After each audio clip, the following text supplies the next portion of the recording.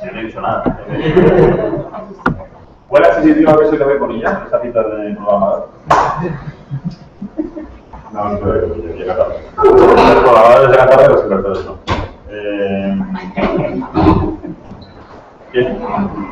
¿Estáis todos montando startups? No, a ver, por saber aquí no. ¿Quién está levantando montando una startup ahora? ¿Y el resto?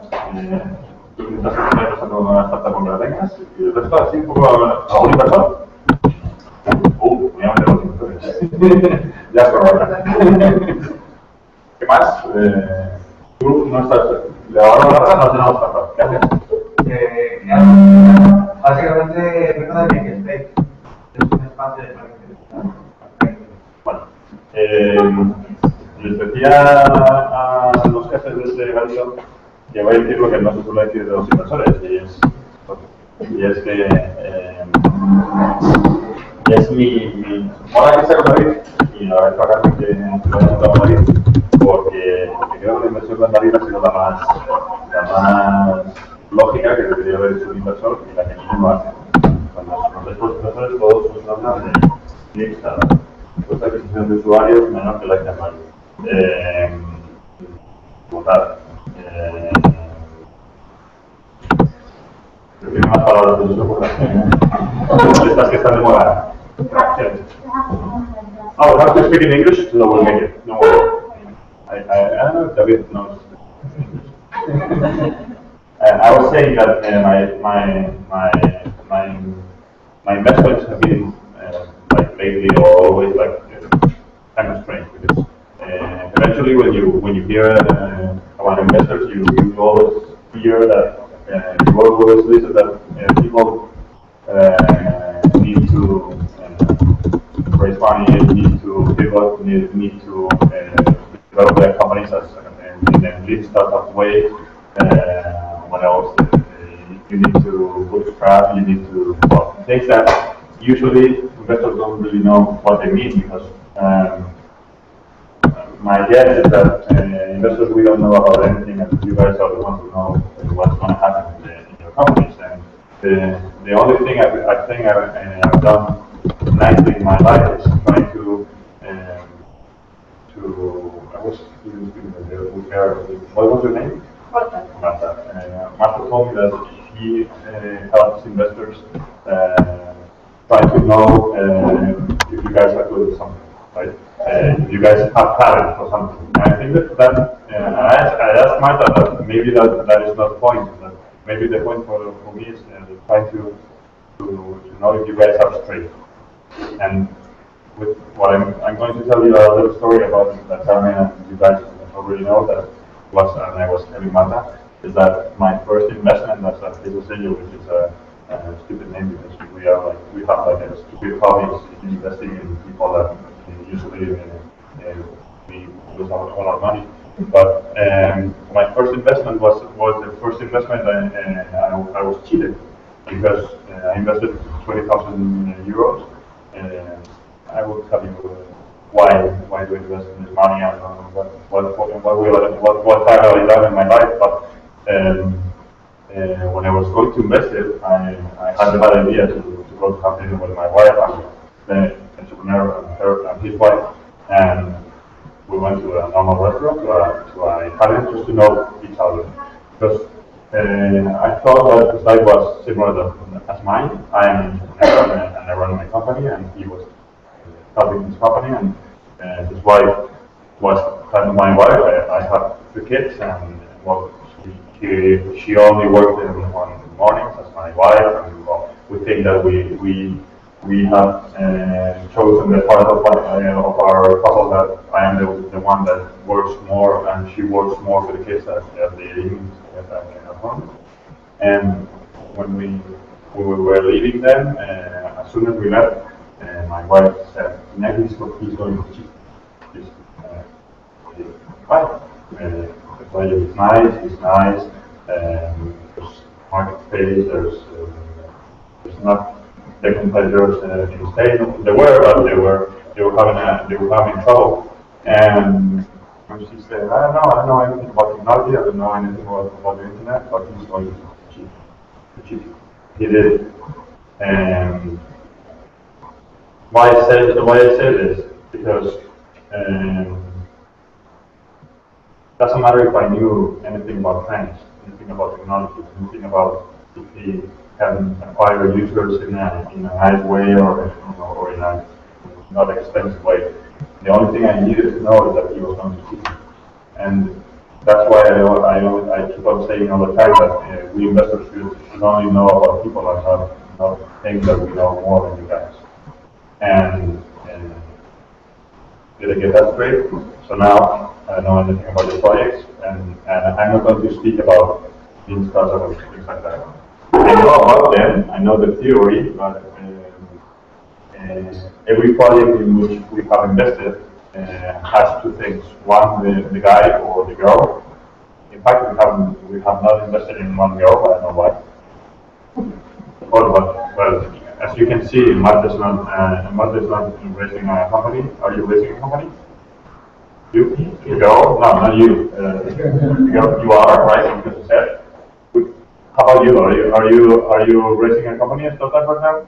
You, the girl? Yeah, we got two. And you? No. No. See, we got. And Cameron's not also. So I guess so we got 1, 2, 3, 4, 5, 6 girls, and only 3 and a bunch of guys are raising companies. So I guess you know why we don't invest in girls. Probably because we have this. But I would like to. Well, now, while David plays tricks and right, he comes to his speak. That about me. I'm going to tell you what I've done and what we do right now in Vitaminaca. What I've done is I started in a bootstrap way a company in 2003. I didn't start it. I started with my family, with my friends, and with everything you don't have to do. I lost my friend, and my dad's relationship with him was not any good several years after because we didn't make how do you say it? Pactos socios? How do you say pactos socios in English? What? How do you say pactos socios in English? Shareholder agreement, right? Because we didn't do anything nicely. We didn't do anything as we should have done because we didn't waste money. We didn't have to do anything about lean startups and things like that. We didn't wrote a shareholder agreement, and as we did that, everything was like a mess on the first year. But that was not a problem because we started growing slowly, but without owing money to anybody. Another thing that I'm going to say is that you guys don't really need investors. And the bad thing is that you depend on, some companies probably need investors because if not, they're not going to do that business model, right? But most of you tend to say that you need investors because you read a lot of tech talk. You think that you're going to raise money and you're going to be Zuckerberg or whoever these guys. But there's lots of opportunities of trying to develop companies, trying to solve problems, trying to get a nice income without needing to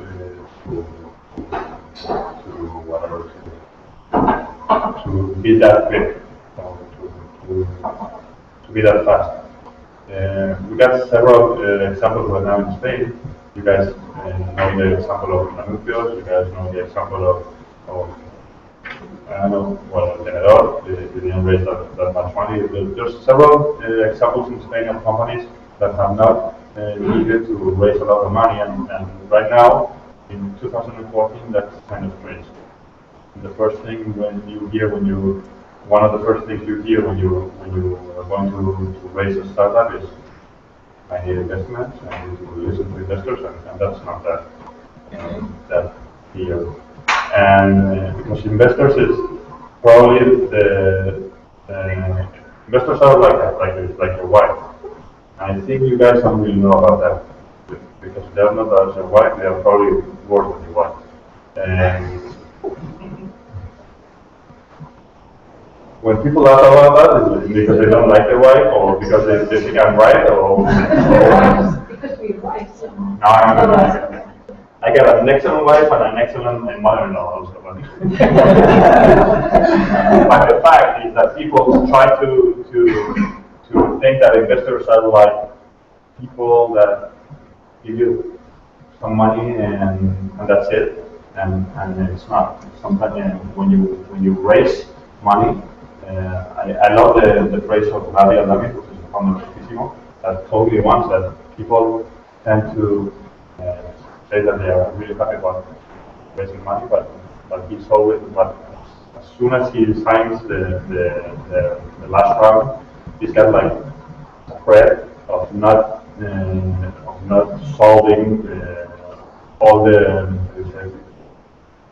confianza or the this is like a how do you say saltadura? What? You know, people that are high jump. Every time they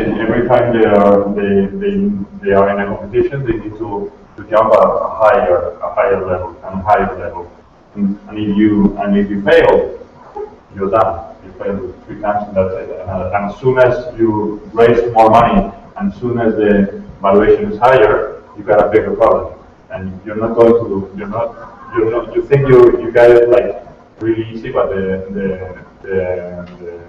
reto, how do you say the reto?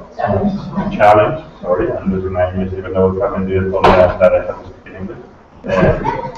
The challenge is higher, and I think people that don't know that they have a problem when they raise money.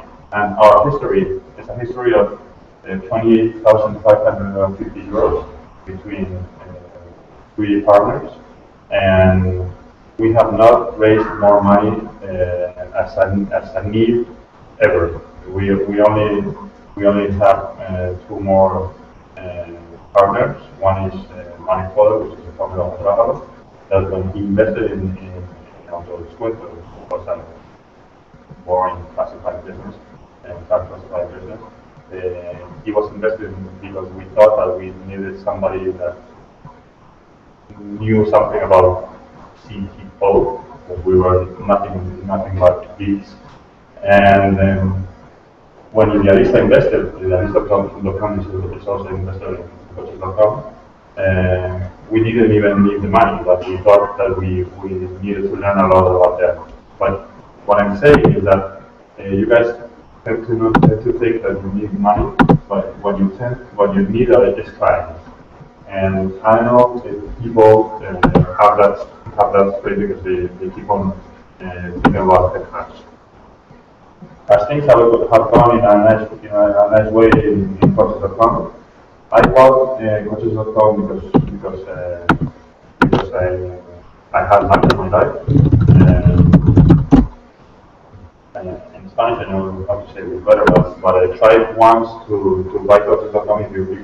If you look at Carlos Blanco's weblog, he was the one that wrote that Coaches.com was on sale. And I'm the first that commented on his webpage, on his weblog, who had the money to invest in that domain because it would really solve a problem we didn't have. And Marek, which as I told you was our partner by the moment, he sent me that comment and he said, well, instead of writing stupid things, why don't you try to make a number and try to go for this guy from Paraguay, and try to offer him something that even if you don't have the money can get you acquire, so that you can acquire a process. Did you guys understand that? Because I didn't. Did you get that? Okay, well, I bought Process.com because we didn't have money for that. Our competitors are the 3 biggest guys in the classified markets. They are Deutsche Telekom, Schüchte, and Potento, which, as you know, is one of the more relevant media companies in Spain, but we tried. And I think that's something that in Spain is not that common. In Spain, people tend to say that things cannot be made because they don't try things, and they don't try things because they think that they're going to have a no. And even when they have a no, they don't get it nicely. They usually think that the guy that said no, that sharp, or some bitch, or he's whatever. But in Spain, we keep on not trying things. And what I learned, and the only thing I've done right in my life is trying to try everything in my life. When I say this, my wife keeps on telling me, "Hey, this is right." Sometimes you've got things and you achieve them, but there have been lots of times in my life that I didn't make anything. Once she always says, "Do you remember it, Paris, when you told me that we were going to sell the company and you didn't?" And that was our anniversary, and she didn't have a nice day in Paris or whatever. And as we try things in our life, and what I did is that as coaches.com was running nicely, we tried to invest. We started investing as business angels in others startups, in other startups. I learned a lot. I have not lost a lot of money. I've lost really few projects, just two. I think only because I have founded nice people where to invest. And Vitamina K, which is a fund, which is a small fund that we raise with our money mainly, is a fund that only 5 million that we have attracted people that invest with us because we are kind of different.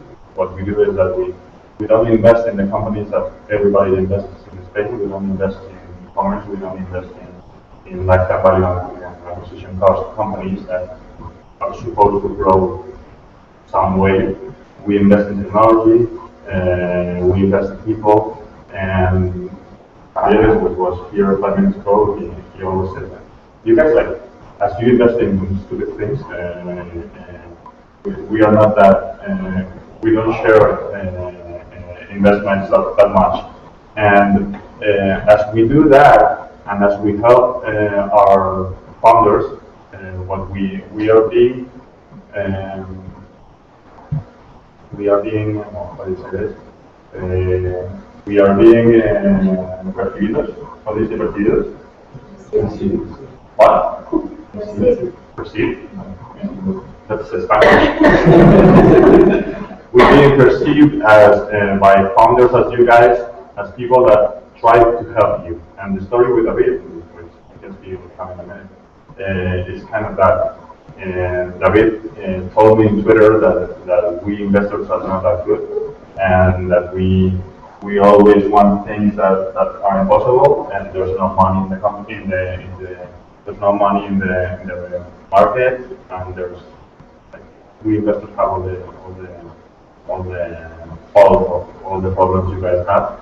And what I told him is what I think is that there's no nice projects, investable projects in Spain.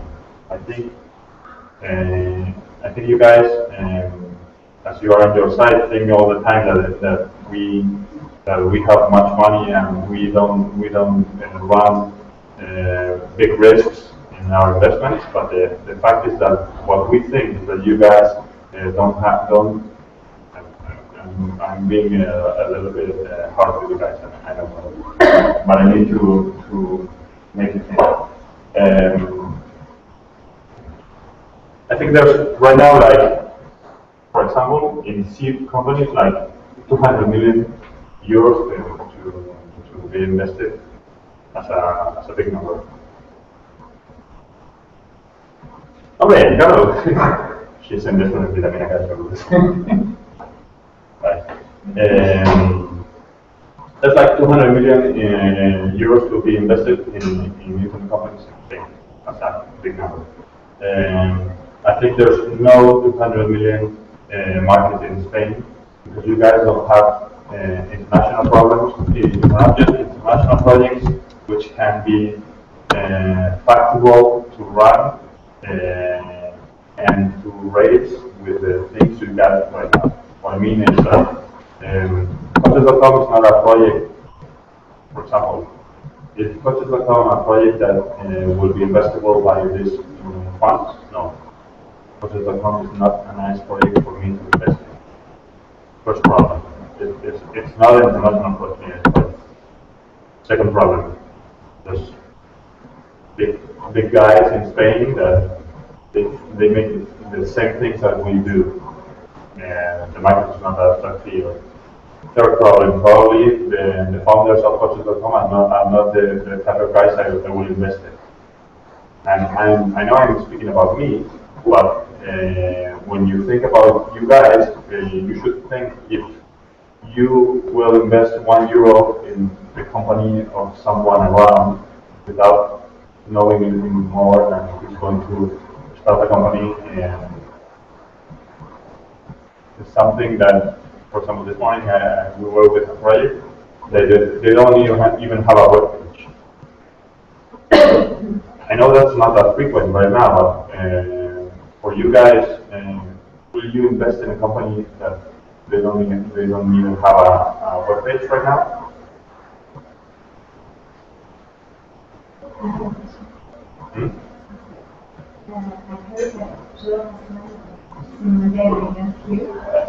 What? Joe Haslam, yeah.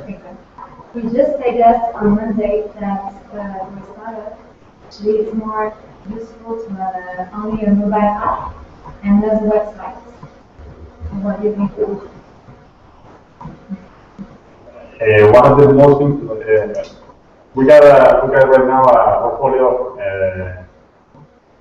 9 companies. 3 are dead, 2 are sold, and 1 is dead, and 6 of them are live. We're investing in right now 3 more.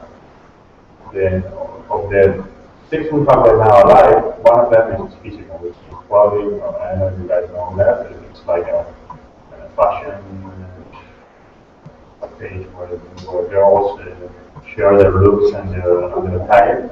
Probably for you guys, for you girls, this is normal. For me, boy, it's like kind of strange. I'm never going to take a picture of myself. I'm going to tag it in some way in the internet. But for girls, for the moment, it works. Whatever.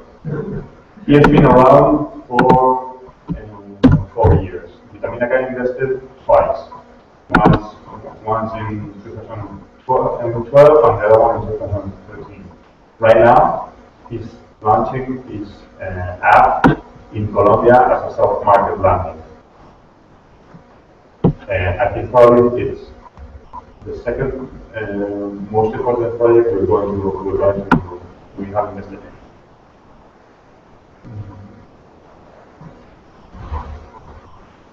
The problem is not to have an app or have a web page. The problem is to solve a problem. And we need to respond with an app. What Gabi, which is the one that is teaching found out is that he wanted to make a product that girls use a lot. When you want to interact, that's more difficult words. How do you say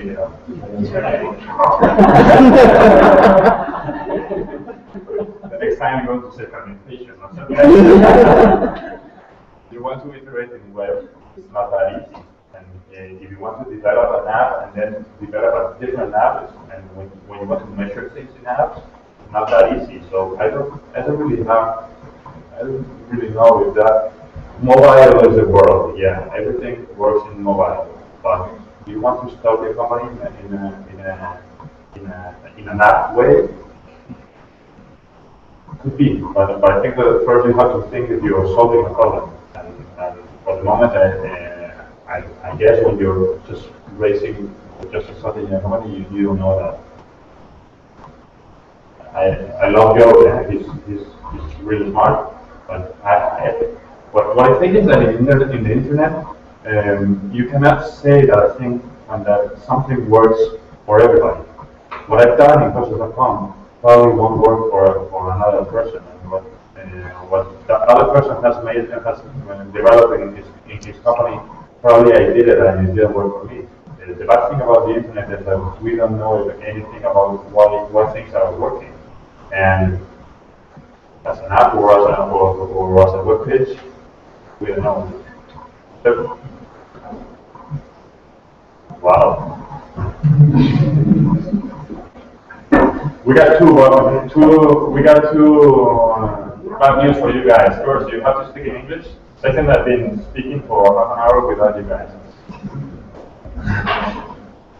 And third, I think I haven't said anything. Sorry for the delay, but I was working for my lesson. But you have to come So in English, you huevo would be un huevation, right? Hey, you huevo, you have to help me, right? Come on. Yeah. What I'm telling them is that probably I haven't said anything because I think they came here to listen to investors and say that what we invest in, and I told them that we don't know. Serious people. Yeah, and when you weren't here, I told them that probably with this outfit I will be the holder and you will be the investor and it didn't work. And I'm not saying anything, but I think people that tell you that they invest in complicated ways, they probably are not being that straight because they don't really know what they're investing in. There's some exceptions, some Segaredes, some Delorean, but mainly I think investors, maybe you, and maybe I think investors we don't really know what we're investing in. What I saw in David is a person that is going to fight for my money as if it was his.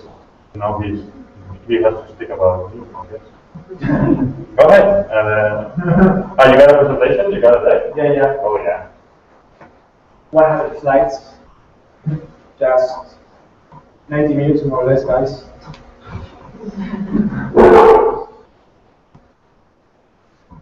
I got that picture. That should have done with your picture.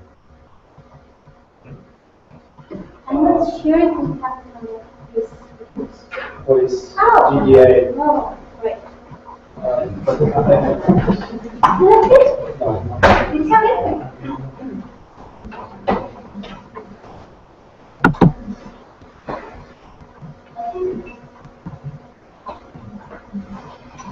I think the sweat is because of the heating and because of my level of English.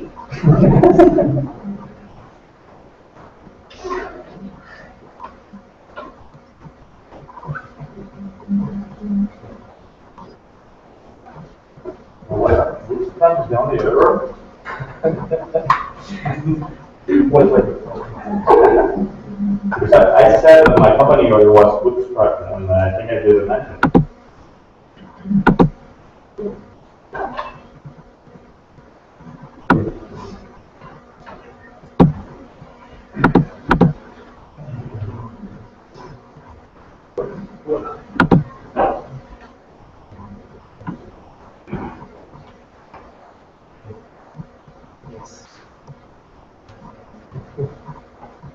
Wow. so, first of all, I am the new investor. First of all, sorry, I'm very sorry, but we are hiring and we have one interview this afternoon, and that's it. This is the story. So, my name is David Bonilla. I am a SIT and I'm a Tetuan. That's it. I'm the CEO of Otogami. I don't know if you know our little company, our web. But we are the common standard startup. Well, first, we have been funded with 300,000 euros. We have a lot of mentions in Logic, Medtech, Expansion, national media. We have our own headquarters, obviously with an arcade machine. Because of that, we are one startup. And the most important thing, we are not profitable. Sorry. Or yet. So I want to tell you our story because we started bootstrapping. We believe that bootstrapping is the proper way to start one business. But finally, we fell in the dark side of the investment. Iñaki is one of our investors, and I want to tell you a story about our little company and why we got funded and our reasons to do that. So the first phase is the idea. The idea behind Dolami was that we really had a lot of ideas, a bunch of ideas. The idea is not the problem. And we chose Dolami because it was the easier to achieve just two guys. In the beginning, we were just Geronimo and me, and we thought that Dolami was the most feasible thing. And the economics were very, very simple. The idea was, let's sell video games. If we got 1.5 euros per game, and we sell 30,000 games, because the video games market is huge. It's bigger than music or cinema or whatever. So if we can sell 30,000 games per month, just with 50% of this share, of this market share, we can get a profitable business for just 2 or 3 guys. So we say, okay, let's do that. We can bootstrap that. We can try to make a profitable business because we can see the value. We think that this is possible. The idea, again, was, well, I remember that the beginning was something like me looking for one video game. I think that it was Mass Effect 3. And I saw the collector edition with the Normandy, the battleship, with a little statue of the Normandy. And I thought, I want this. I want this collector edition. I bought the video game. I don't remember the price, but it was like 80, 90 euros. And I was very happy because it was a collector piece. And just after I bought the video game, I searched for the same game in Amazon, and I found the same game much, much cheaper. I felt myself like a stupid idiot, and the problem was that I didn't remember to compare the price in a lot of websites. And I thought that probably more people have the same problem. It's very difficult to compare the same video game in different websites. And I think that these websites make it difficult to compare the video games because it's not just a video game. For example, Mass Effect, you have a lot of platforms, PS3, PS4, Xbox, PC, whatever, and a lot of editions, versions, PAL UK, PAL Germany, whatever. So we thought that we could do something to fix that. And we start with Tetuan. At this moment, we just built a very good product. And we think that, that real men don't use CA. We thought that we really didn't need SEO because our product was so good that traffic would come by their own. And the other idea was that design is key. If you have a good design, if you have good UX, everything is okay. Obviously, we were growing. At this point, we spent some money to pay to the designers and to support ourselves. So if you look something like this, the dark side meter, and it's just a way to measure if we were there, investment or bootstrapping. Well, we were here with a lot of bootstrapping. Investment, just our own savings. Then we go, sorry, to the phase 2, the 3 T's. Do you know what is this?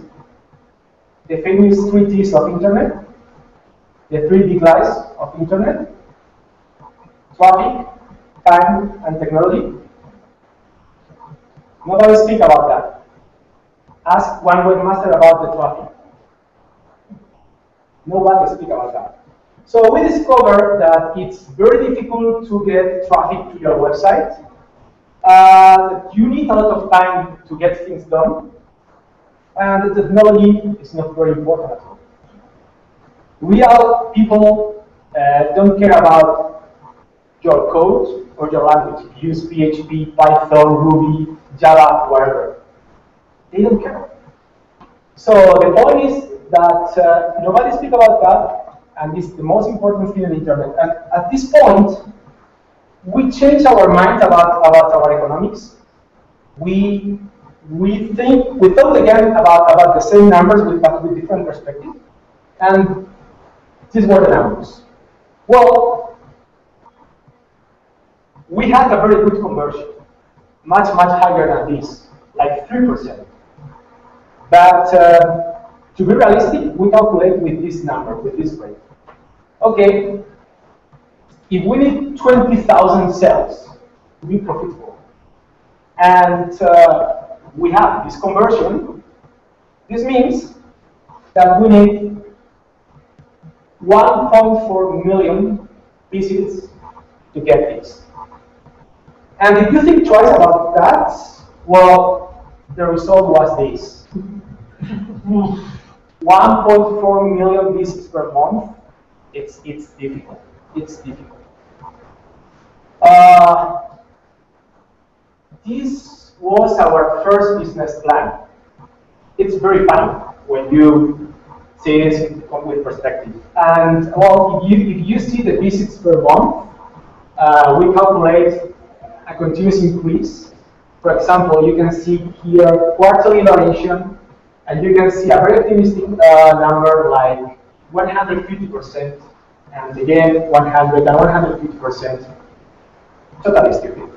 So we discover that in internet the force doesn't exist, and I don't know if you know this guy or this video, but it's very famous. He's the Star Wars guy. When you start to create your stuff, you think that you are AI, that you're very good, but she really looks like this. It's pathetic. At this point, while we were here, and we started to think that probably we need more money to be well-known, to get more traffic. We were like this. And then we started phase 3. Sorry, coming back. I didn't find any translation for this. So let's think about our economics, about our numbers again, but with another different perspective. Pretty simple. We want this per month. It's enough to support 3 guys. All the costs, fixed costs, expenses, office, whatever. Okay, to get this with this margin, and it's the real margin when you are working with video games, we need to sell this. This is the reality check. And the worst thing is that you need this each month. The point is that nobody's going to speak with you about sales or figures or traffic or whatever. But I remember that 1, 2, or 3 months ago, I read one article about the Bonillas, and the article said that the Bonillas was one of the biggest and most successful e-commerce sites in Spain. And the total sales number of the Bonillas was like less than 4 million per month. I read something like this. You are investor, so you must know. Much less. We will make 8 million this year. Okay, so when you read something like this, you think, okay, if the most successful e-commerce website is selling this, how I'm going to get this? Because I'm not a shop. We are just affiliate marketers. We don't sell video games directly. We just recommend you the shop, and if you buy them, we get one commission. So we started to think that probably we were wrong. Something didn't work. And then we realized that the point was that our market, our business, was not a margin business, was a volume business. Video games are great, insurance are great, football is great, but it's not a margin market, it's a volume market because you have a lot of competitors. A lot of competitors there. It's a red ocean. So you are going to get a lot of market. And if you're working with volume, you need investment. Except that's mine. That's me. Exactly. If you visit the Taminaca office, it's something like this. Must be a strange place that he's going to celebrate his first investment over there. So it could be something like this. Well, it's a question of space. I mean, we have the rebellion and they have the start. So it's a question of space. So at this point, obviously, we change our mind, and we start to think that probably we need someone to support our business. Because the point is that if you need millions of visits, you need advertising, you need marketing, and this means money. So, well, we have two options. Say, okay, we were wrong, and this is the end. That's it.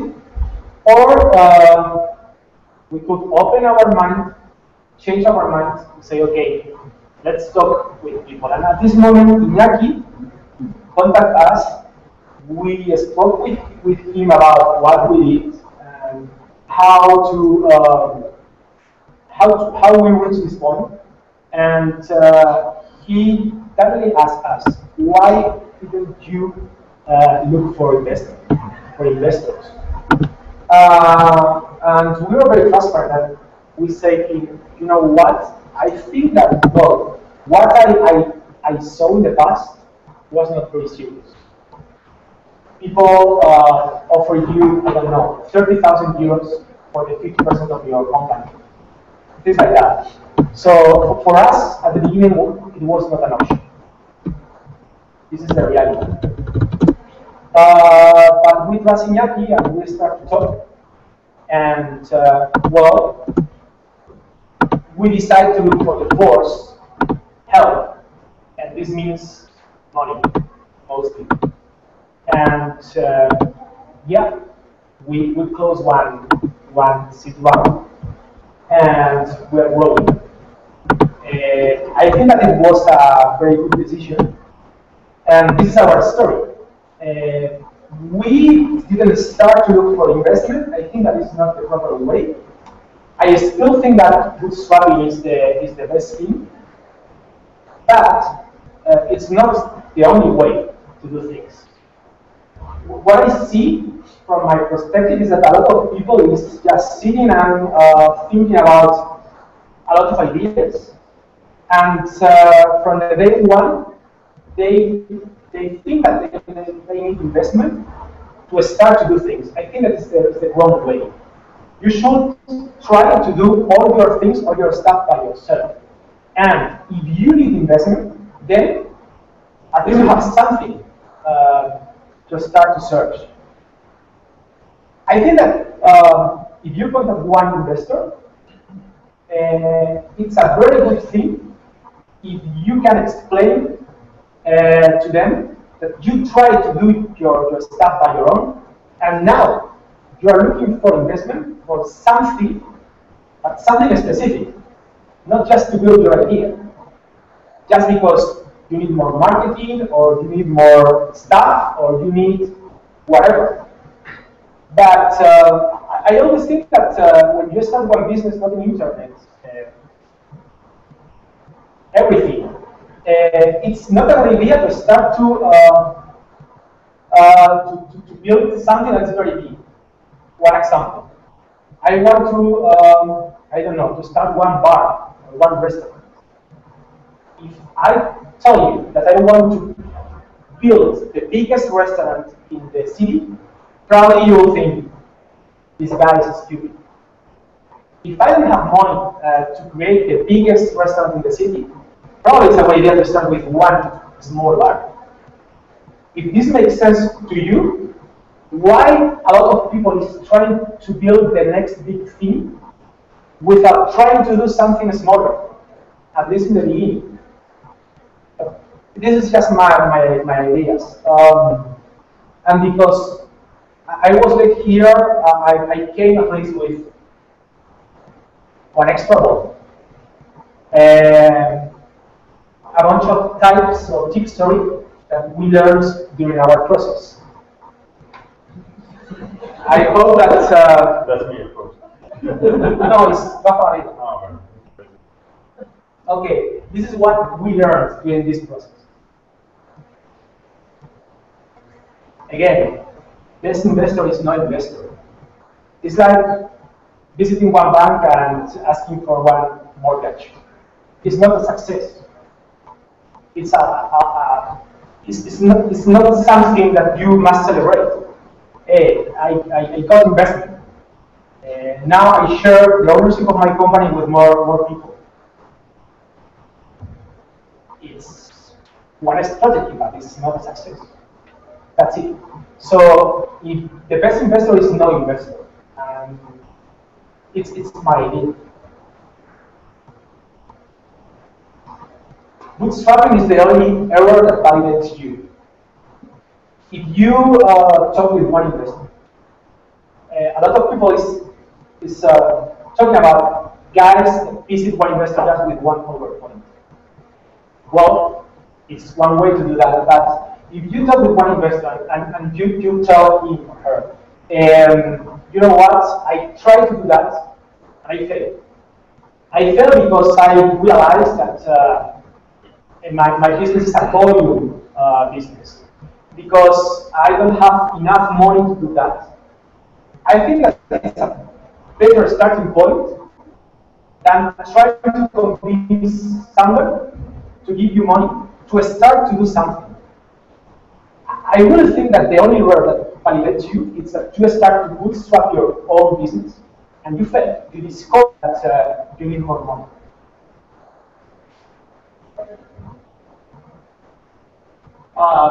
You need time, not events. We didn't go to any entrepreneurs event to get money. Any, zero, nothing, nada. But you need a lot of time.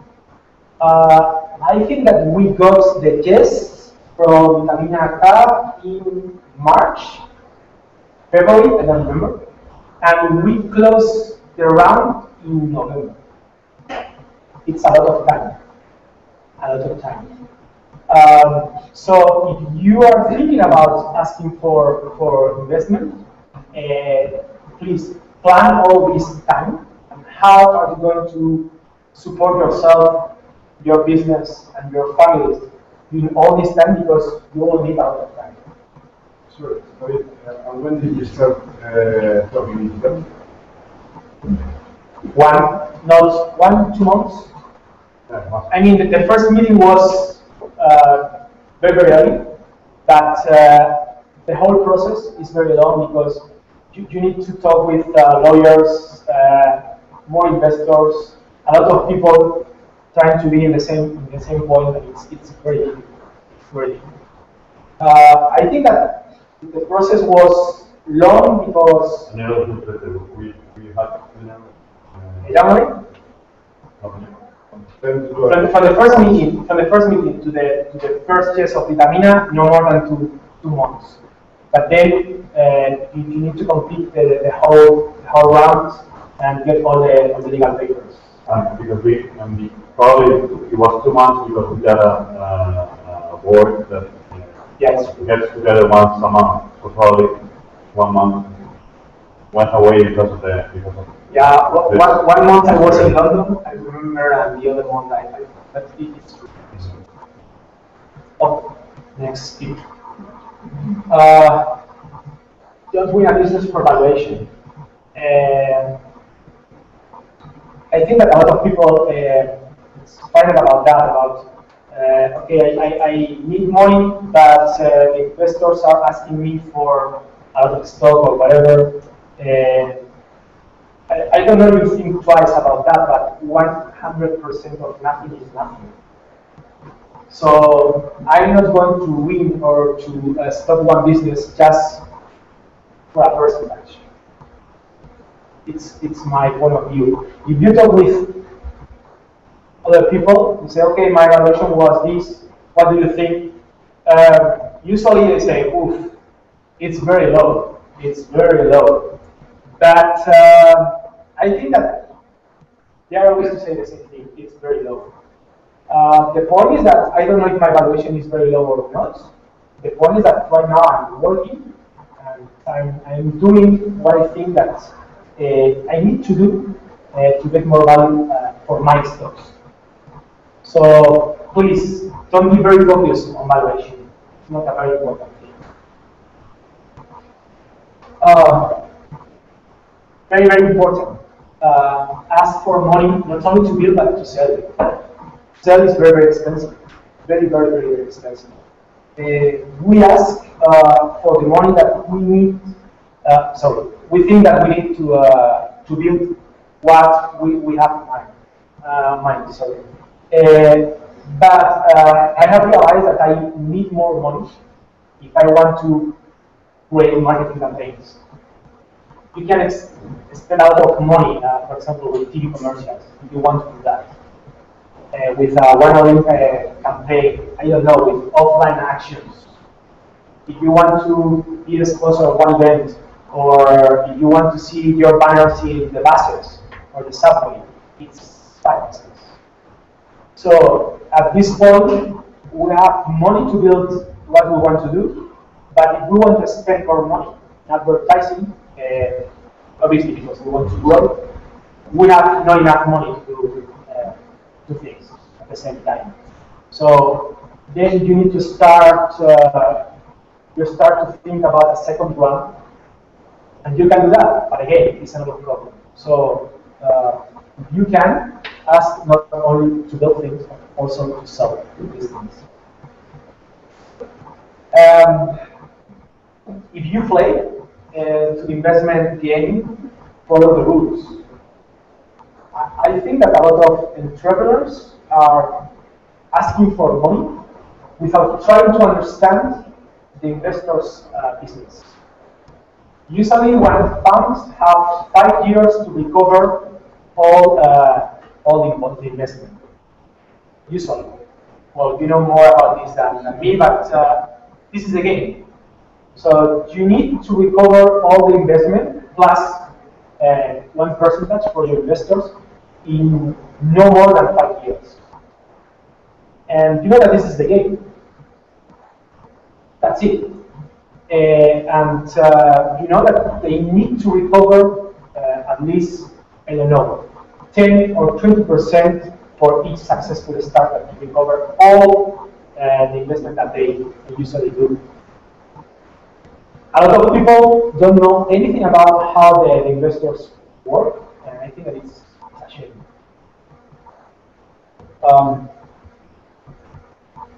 Investors' worst fear is not losing money. It's true. When I was negotiating with Iñaki about the round, I realized that their business is invest money, and they know that probably you won't make any money for them. It's just stats. I don't know the success rate, but probably it's 20%, 50%, no idea. So they know that probably you will lose all the money. Just stats. So the worst fear for them is not losing their money. It's part of the game. It's part of the rules. The worst fear is to make business with one entrepreneur that is not serious. It's not a very good professional. For example, someone who spends money raising his salary just because he wants to do that, or because he changed the whole business plan because he thinks that he should do that, things like that.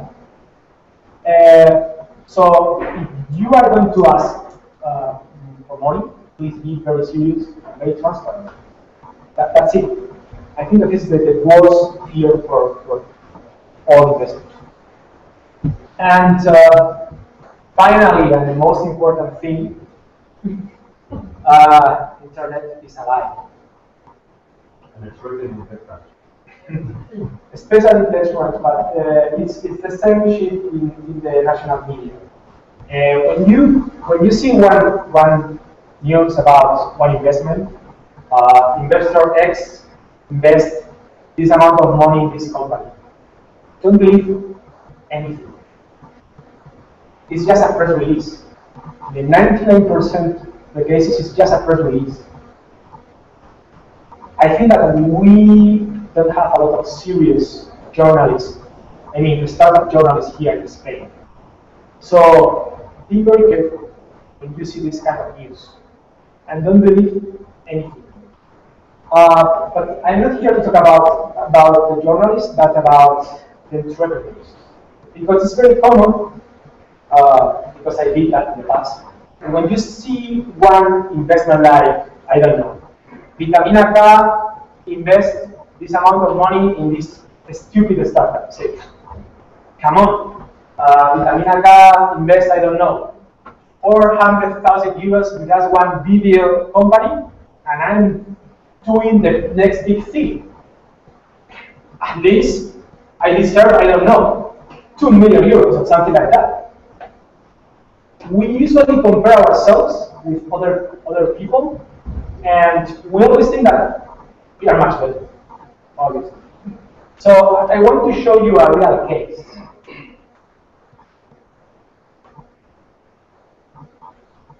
This is the new version of our home website, homepage, sorry, for the next campaign that we are going to launch in registration. We are a search engine, as you can see here, but we are going to write one motto, one tagline for new visitors. That's it. Some testimonials and, well, as you can see here, secondary call to actions. That's it. This is Autobahn. Video games, comparison, or search engine.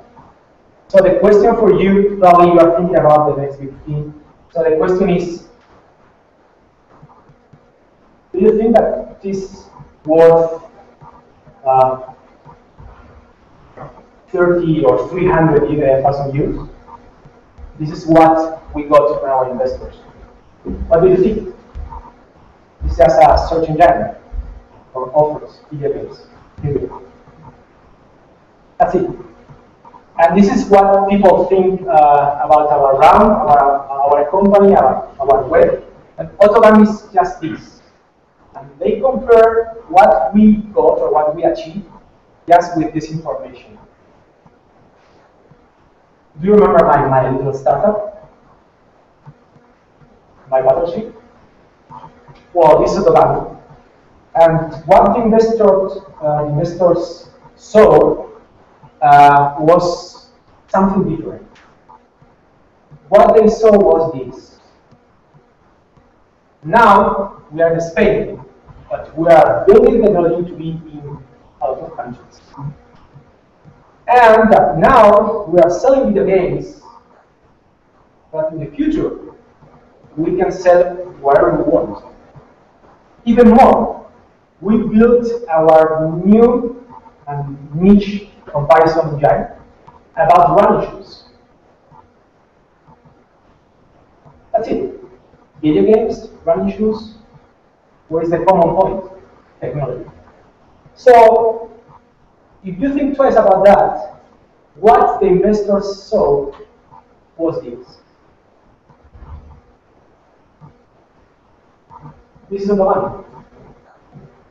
This is the reality. This is what we are doing right now. So, again,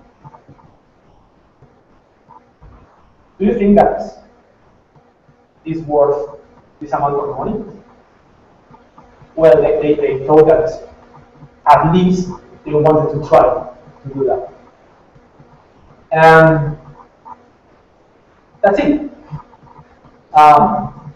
This is my part, my Twitter, my email. If you want to ping me, just do it.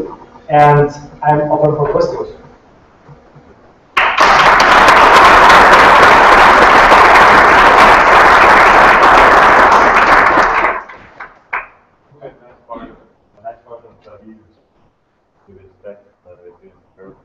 Is that as you guys have listened, we believe in the same things. He was not listening when I was speaking, but there were things that we said in the same way, and I think that's something. Last tip is that people tend to think that it's normal from us investors to analyze you guys as much as possible, but you guys should analyze your investors as much as possible. You need to ask all the people that are invested by Iñaki or whoever to try to understand if that investor is something, if someone that you guys want to share your life with. Because, as I said before, it's kind of our life, and you need to speak the same language. You need to have the same vision. You even need to think that the bootstrap is the way, and don't you dare you guys to not to analyze the investors, because there's lots of investors that should not invest in your company because of different attitudes. Questions? Whatever. Yep. Yep. Yeah, I have one question just actually to both. It's related to a number of the things you have just mentioned. But the value of bootstrapping, knowing the business of the investor, all that kind of homework you have to do, and how can that influence your future vision of the business. And that is about the exit strategy of the investor.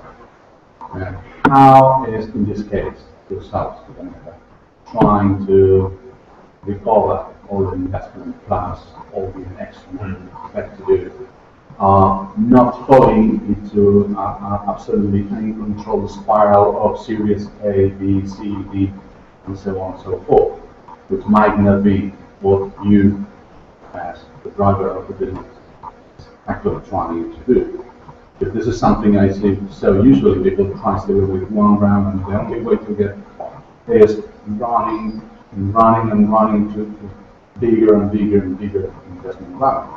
That doesn't make any sense to me. So you could explain a little bit how this is supposed to work in your case.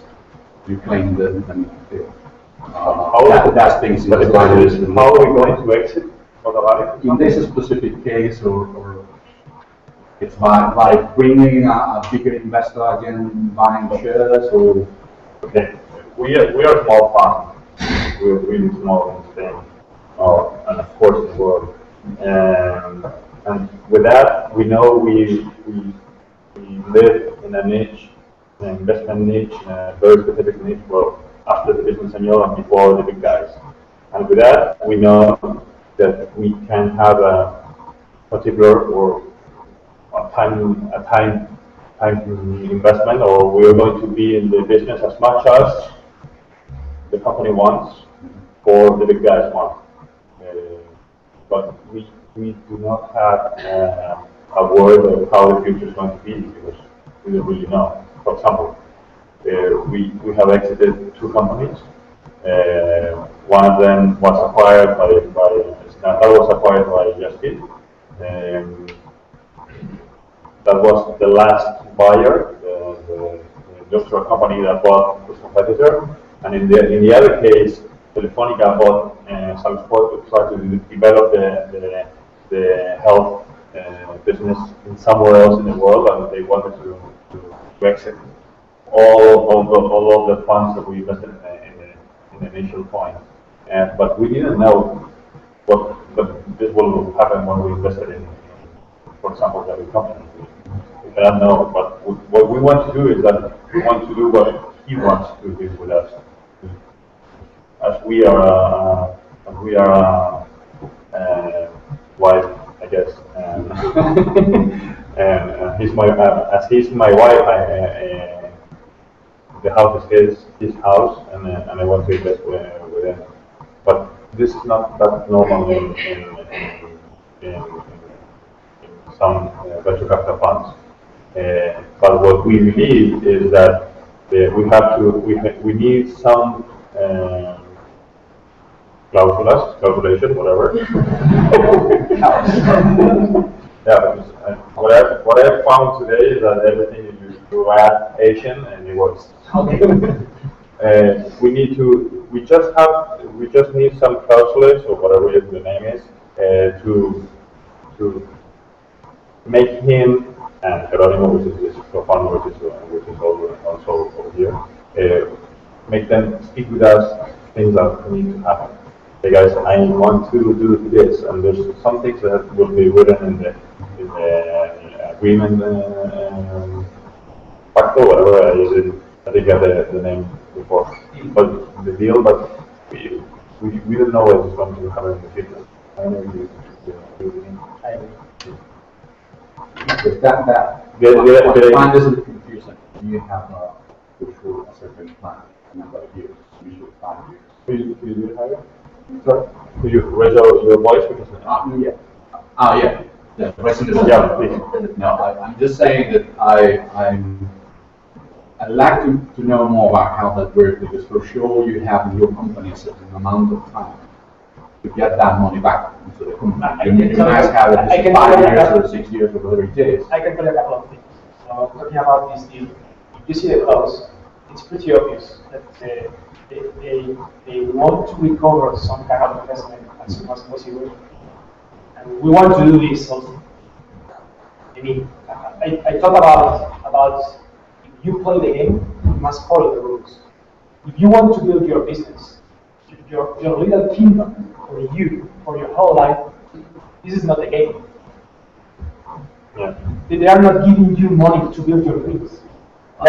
They're giving exactly. So if you play the game, follow the rules. They want to recover some kind of investment. So you need to bear in mind that from this point, you must start to work all your strategy, taking in consideration that they want to recover the investment. If it's okay with you, go with it. If you want to do something different, don't play this game. I'm talking about execution because you asked about the strategy or whatever. Obviously, everything changed when you receive investment. Before being funded, we shipped one little feature each week. And we were shipping something new for 50 weeks. Each week we ship something. Small, tiny, but something. When you receive money, you can be strategic, not only tactic. I mean, it's my money, and you can see your savings going down, down, down, down. So you can give you the pleasure of think in medium or long term.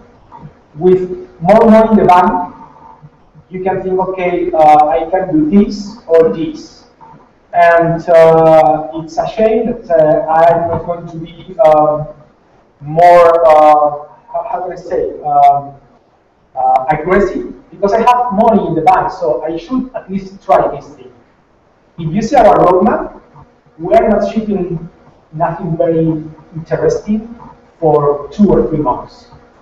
And I think that is pretty much the same thing when one startup receives or get funded, because you can't start to build something bigger. So you can expect a lot of big things from you, and obviously this was influenced by the money. So obviously everything changed. About the exit strategy, as I told you, you need that you are playing this game. I'm okay with it.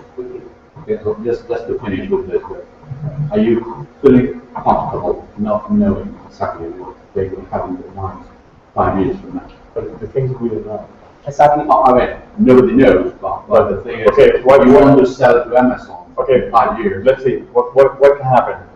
A venture capital fund, normally in Spain, or in more countries in the world, is a fund that has an initial day and a death day and a death day. One day it will close, and normally it's written when you raise the money at the beginning. If you're still invested in a company because probably the company is not able to be exited, sometimes it happens, or maybe because the company is so important company that you get a dividend every year and you're happy with that. What you can do is that you can give your LPs or your limited partners all the little pieces of origami, because the fund needs to die, because what we charge a commission to our LPs every year, and we cannot do that forever. So, but we cannot know what is going to happen in 5 years. So we are kind of a marriage, so we need to get our road together. I know we are not saying anything, but there's nothing more than we'll see, whatever. Thank you.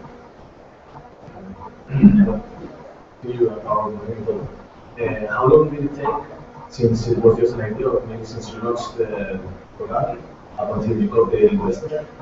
And when you got the investment, how far or you already were on break-even? How long takes? From the beginning, the real beginning? The first time you launched the program, like, or actually was doing this vector business, up until you got the investment. How months years ago?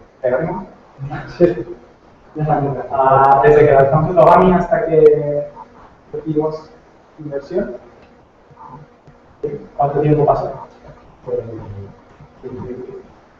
No, menos, lanzamos en septiembre. 15 months, more or less. The point is that, as I told before, we made a very soft launch September 2012. Very bad. And I was working in Otogami and also in Atlassian. So we spent a whole year doing this thing, working in different places. And this was another thing to change to the investment way, because I felt myself very bad. Not only because I was very tired, but also because I thought that I was doing the bad things. I mean, I was not very happy with my work in Atlassian, and I was not very happy with my work in Otogami, and everything was very slow. So one reason to get investment is to get better. So I'm very happy right now. I'm working more than ever, but I'm very happy because I'm focusing on one. I think that we spend more time than the necessary from the launch to the investment day, just because we were not looking for any kind of investment. This is the point. So it was opportunistic, not planned.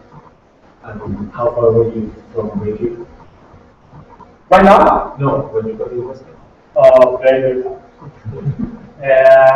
Let me remember that I think that I'm not going to break any deal close with this, but I think that the month that when we got the just from Vitamina, we got like 600 euros. So we were very, very, very far, very far. This is one thing that is very difficult when you go to or you visit investors. On one hand, they ask you to have something real, but on the other hand, if you have something real, something there, they ask you for metrics. So you say, well, I have metrics, but it's a shit. So what do you want? Do you want something real? This is the reality, Again, on one hand, you have the theory, and on the other hand, you have reality. You can read a lot of books about, for example, in startup. It's very funny for me because I will test everything, check everything. Okay, I can tell you that the month when we got the final yes from Vitamina K, we got 600 euros in profits revenue. But if you see our numbers in perspective, we were growing 20% each month. Obviously, 20% of one sheet is another sheet, but the stick hockey was there, So it's difficult for them when they choose one play in this initial phase to see if something is working or not. Because of that, I have no idea what you talk for me about or what you say, but I think that they invest in the team more than in the numbers. When they invest in this initial phase, I hope so. Yeah, we have invested in 9 companies. None of them were in break-even at the moment, and none of them are break-even right now. Even the two results, but by far, they were all losing lots of money. We're happy with that. No problem with that. What would you say? It's cheap. No, it was the first one. Okay, whatever. What would you say is the biggest value that this Bonilla brings to your company apart from the company? A lot of things. I mean, three. I think that I'm here to talk with you about investment, but I'm not honest. I mean, I only got funded once, and what can I say about our investors is everything is fine. About Vitamina K, the first. You don't need to say one. No, the first thing is that they got a nice relationship. No, we have a very good relationship. But the first thing is that they are entrepreneurs. They are not financial people. So when you speak with them about, well, you know what, I have one problem with the server, or you know what, I have one problem with Zero. Traffic is going down, but I have no idea why. They understand you. The second thing is that at the beginning they start to invest their own money. All the members of Vitamina K invest their own money. Some people say, well, you know, they are investing their own money. They are not very oh, this is a problem. For me, it was something fantastic. I mean, people investing their own money in your company. And so it's like entrepreneurs, investing in entrepreneurs, second thing. And the third thing is that they give you advice because all these guys have their own companies and they know what they're talking about. But they recommend it, well, they ask you why you do that, but they don't tell you how do you do that. I don't know if I explained it Very good. I mean, for example, Iñaki asked me, why don't you invest more in advertising? Why don't you invest in banners or whatever? Question answer. You know what? I have no way to measure if this is working or not. I have developed something to measure this. It's not very easy for us because we don't sell directly. So to know if one banner in, I don't know, IGN is profitable or not, I need to develop my own metrics, these kind of things. And they understand it. It's this kind of thing. So they ask, why don't you try to do this? But they don't tell you what you need to do. I think that other investors just talk with you with one Excel, and they only focus in numbers. And I'm very bad with numbers. This is what I say. Here. So you are always talking and making the metaphor that you are in a relationship, you are partners, like you are boyfriend, girlfriend, or wife, or husband. And as an investor, there are many factors. The first one is that you want to invest money because you want to get money at the date that you come out of the company. But which are the other factors that make you to fall in love of that guy that has orthogamia and I mean the technology, the personality, as you said, or which are the way? I mean, the main is that you are going to get money, you are going to have responsibility of that investment. What we do with the Vina Capital, we have fun in what we're doing. It was not that straight with the picture we showed because some of the investment decisions are made in a nice grass, that works also, in Madrid, where we really have fun. We want to earn money, but we want to have fun. We want to invest in companies that are having fun. This is stupid to say, but lots of people don't have fun with the work. And we have learned we have fun with our work, and we want to have fun with our investment. First we want to have money, to earn money. I don't know if No, that's good. No, I understand what you say. I don't know, sometimes when I talk with my family or that kind of thing, so I want to have a job that I arrive and I open the door, I have a hope that I can have a smile. And sometimes laugh at me and say, oh, you're so naive. No, this is what you are saying. I want to enjoy my job. I'm going to spend a lot of time with many people that maybe not with my wife. So I want to say what you are saying. And I totally understand. I think the three most important things that our LPs,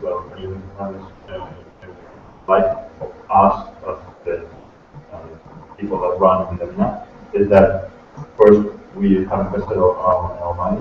Second, we are not charging them a commission fee every year because we have a carry if things go well.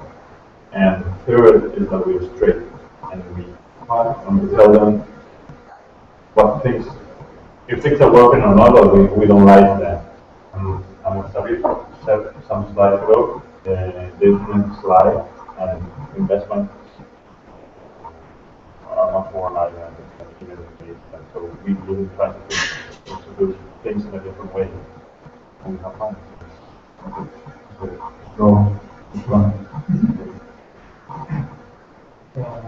how many are you and do you plan to grow in Sala?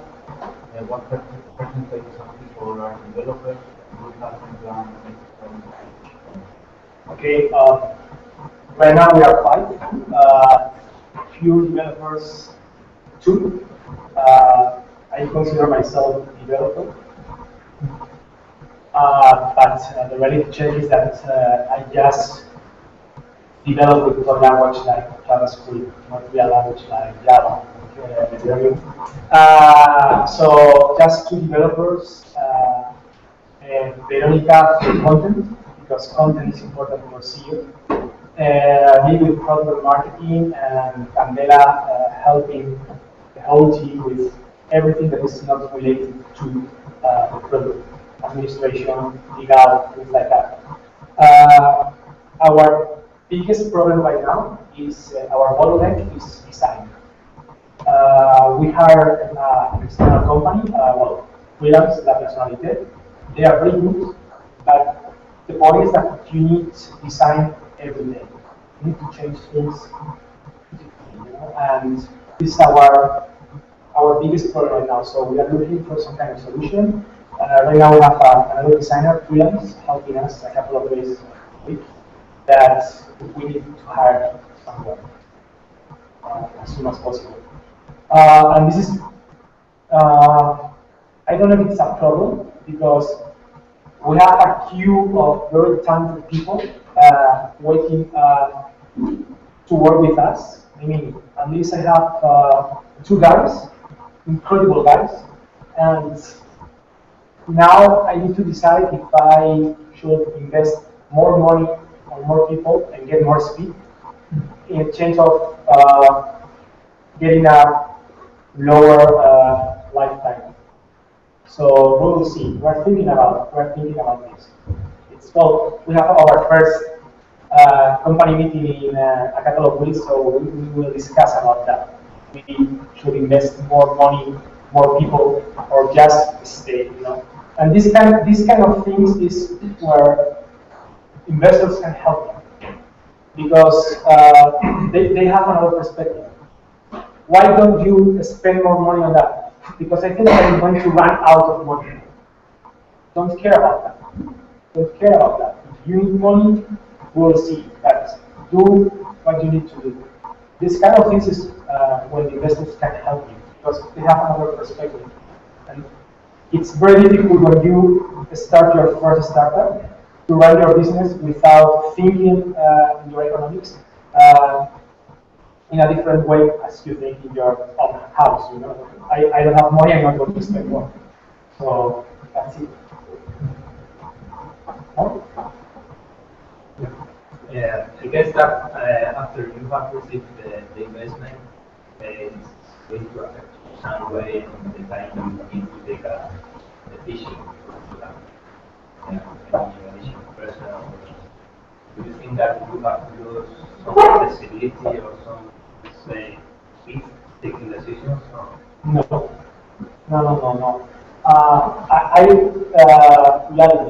I spend sometimes trying numbers for KPIs, reports, and things like that for investors.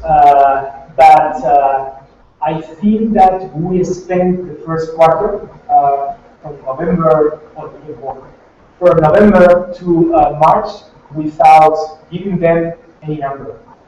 I mean, they visit us to ask about what we are doing, but we were so busy building things that I forgot to send them the numbers. So the answer is no. We negotiate the deal, and for us, there was a very big red line, and the red line was, it's my business, so I take the decisions. It's my business, and that's it. They just ask you about, I don't know, visits, revenues, and things like that. But I'm free to do whatever I want. So my question was more focused on the time you need to take a decision. No. Time. No. If I need more time right now to do things, because business is growing and the team is growing. I mean, right now we are 5, and before the investment we were 3. So right now you must coordinate 2 teams, and one team, 2 products. We have Autogami, and if you can visit runnings.com, it's our second niche. It's about running shoes. So right now we have the same team but with 2 products. So we're thinking in the third vertical. So it's because we are thinking in a lot of verticals, and because of that we need more time to do some things. That's it. It's not about investment.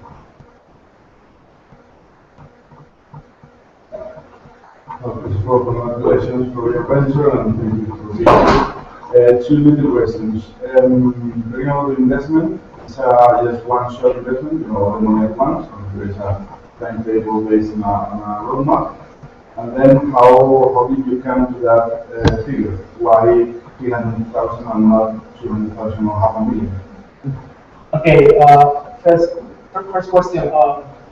I was pretty naive at the beginning, and when I started to talk with Iñaki, he told me, you know what, first day after the deal, he must start to search or to build the next round. His case. And In his case. in my case. And I looked at him and said, he has no idea. He has no idea. I mean, with this money, I'm going to do Google Plus. You know, so That's easy. yeah, and I'm going to get rich in just a couple of months. And well, the reality is that probably we will need more money to grow, you know, to get traction. So I hope that it's not a one-shot investment. I didn't receive the feeling that it was just a one-shot investment. No, one shot all the money at once from the first investment. No, All the 300,000 at once. he needs to open more, well, he wants to open more countries and more niches, and he's not going to make it with that money. The question was if you could receive the 330,000, 30, but 300,000 at once was split. Not once. Once. Yeah. I'm going to tell you that, well, the context. I was working for Atlassian, and my salary was very, very high. So high that I could pay 3 Spanish salaries just with my salary. So what we thought was, you know what, if we didn't get what we want to build, what we have in mind, I'm not going to lose this job just for, I don't know, 100,000 euros. Because our situation was comfortable. I mean, we have money month by month to be in the situation for years. So I asked for the minimum that I considered was necessary to build what I want to do. I asked for 300,000. Finally, I received 30,000 more. And again, it was because finally I had more investment that the initial. Yeah, more people. And I asked to the rest of the investors because I have no experience. Some people tell you, don't take this money. Take your stocks and don't take more money. And the other guy says, take this money because you never know. Say, okay, let's take the money because the last investor was a friend, so we say, okay, it's okay.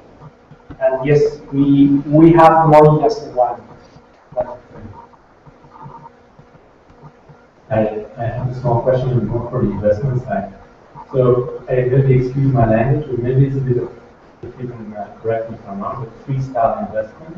Why? Because there are very strong metrics in the case of the investment, which means that you really focus on the people side, which I think a lot of investors do. But a lot of investors really want clear metrics and they want to see they want to reduce the risk of that.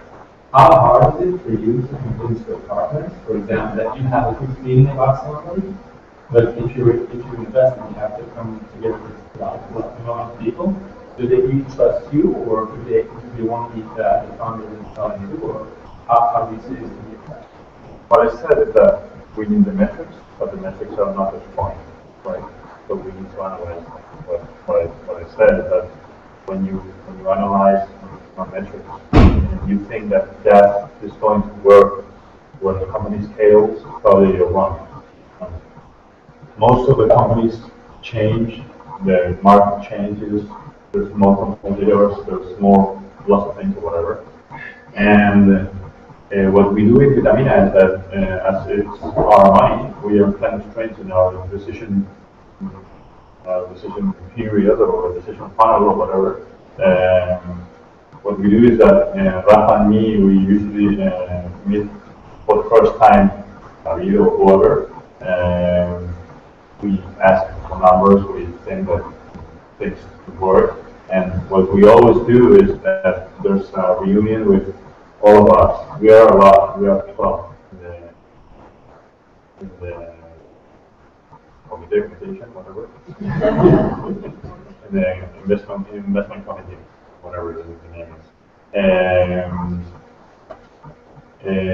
In Vitamina 10 out of 12 need to say yes. So we need to have all the numbers made and people. And I don't have more votes than any of my partners. So we need to have everything done. But the real thing is that few Davids come along to that phase.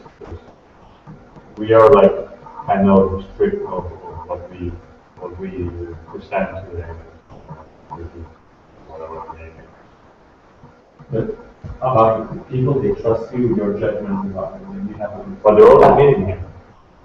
I'm going to tell you one reality is in my case. Okay, about KPIs. KPIs are not the point, but obviously are important. In my case, they ask us about revenues, and we told them the truth. Revenues are not the key measure. Why? Because we are building a search engine, and the business model is affiliate marketing, but we have no deals with all the shops we have in our design. So if you ask me for revenue, for sales, it's a false KPI because it's not my potential. I don't want to spend my time trying to close deal with MediaMarkt or the Corte Inglés because they are going to ask you, how many visits do you have? 1,000 per day. You are too small. I don't want to make a deal with you.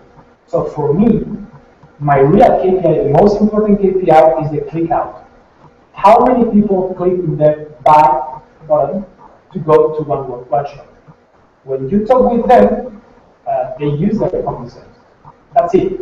If you explain them, you know why I'm not using or I'm not focusing on sales, it's because that. So, okay, I understand your point.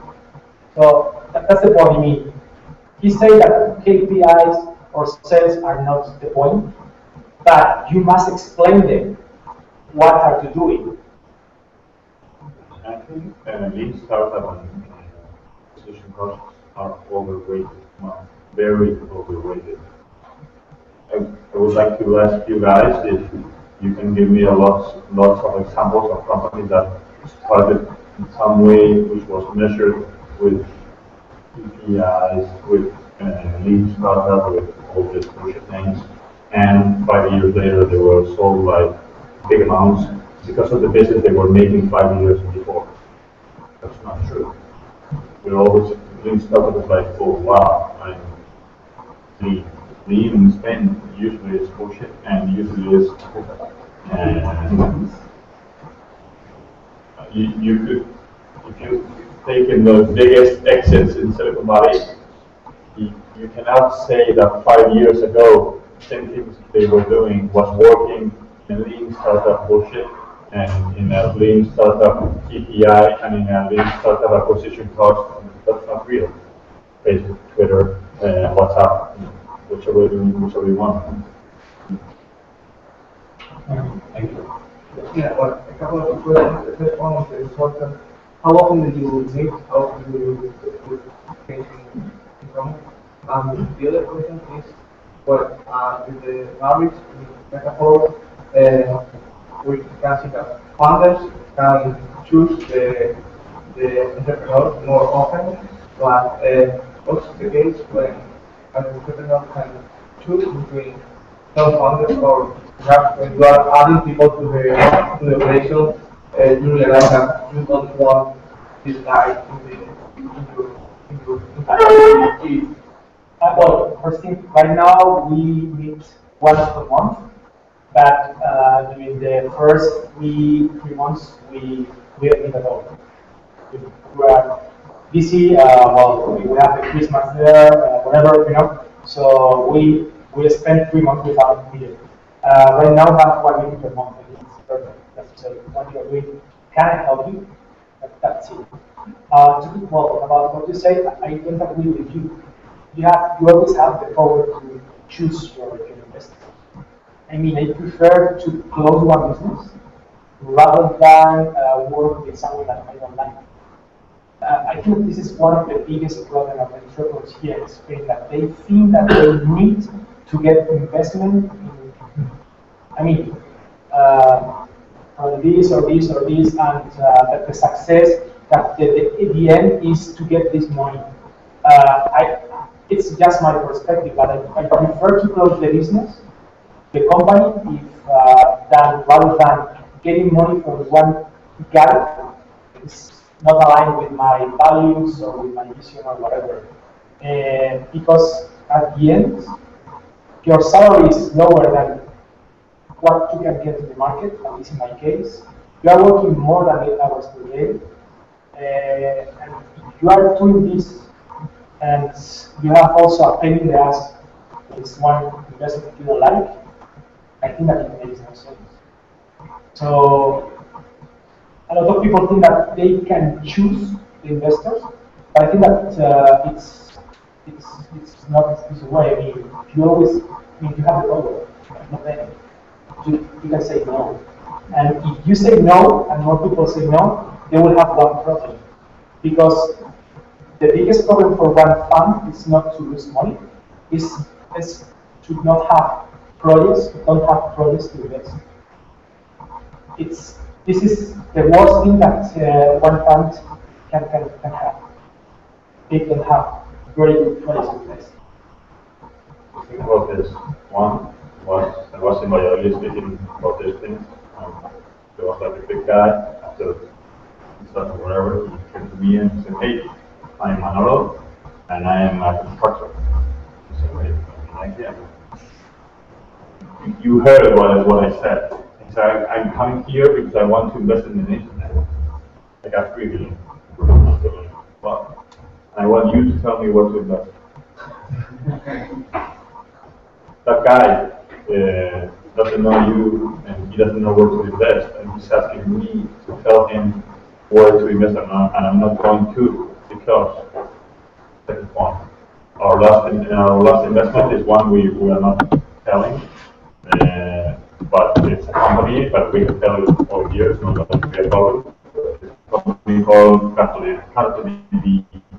And if you guys know it, you're freaks, maybe you guys know it. These guys, they came to us after bootstrapping for 5 years, whatever, after having a nice revenue model, after having a great product, and they came and they say, "Hey, I want you to invest in me at this valuation, this amount of money," and like this.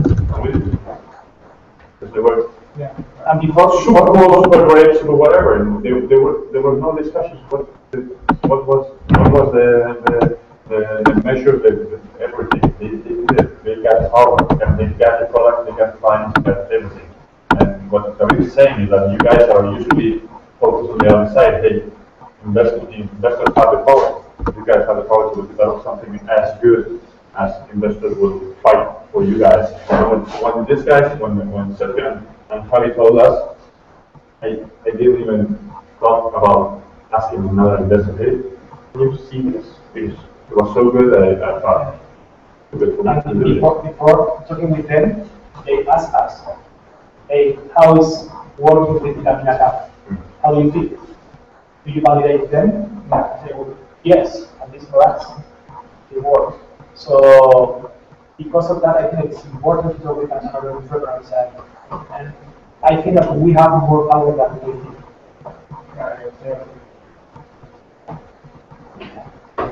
Yeah, but for example, for the first time, how did you know how investors behave? And you know, I want you to invest in me.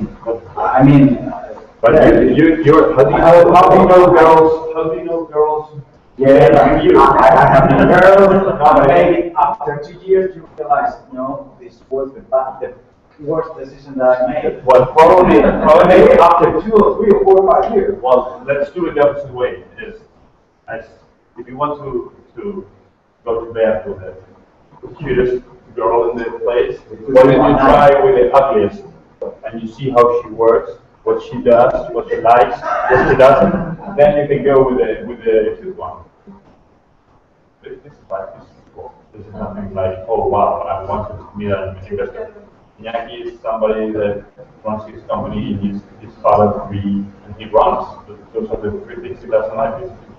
He's like you. Maybe he's like some of you guys, which has the same life as me. He runs, he has 7 kids, and he runs, and he raises a company. So, but it's like the first time you don't know, you fall in love and you don't know, and at the end you realize it. But you keep on going for 2 bars all the time. I have one answer. But when we start to do these kind of things, talking about investment, we talk internally. And well, the first thing that you can do is try to speak with an entrepreneur with more experience or whatever. And if you ask about investors,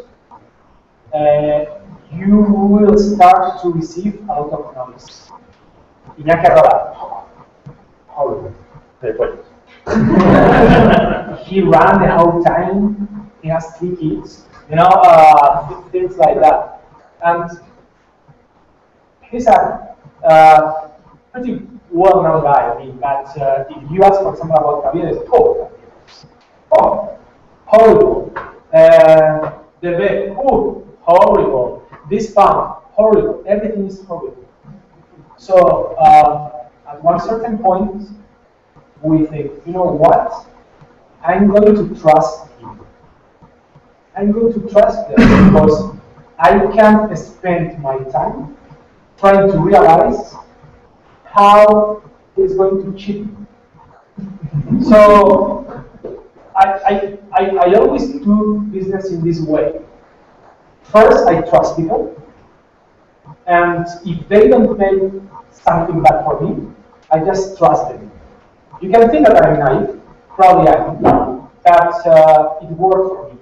So at one certain point, I talked with him and said, you know what, I have no idea if this clause is right or not, or if it's fair or not.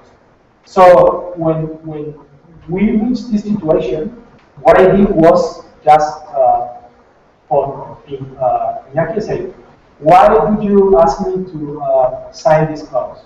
I don't understand this. And he explained me. I want to do this because in the past I have this problem with this company.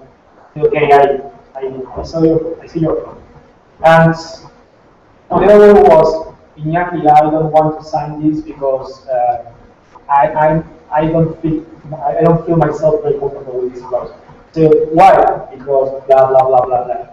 And it worked. So I agree with you that at a certain point you must trust other people. If you can talk with more people that work with these investors, I totally agree with you. If you can't, I think that you must pay. But after that, we had dinner someplace. We spoke. We met by Twitter. We had dinner someplace. So after that, we started.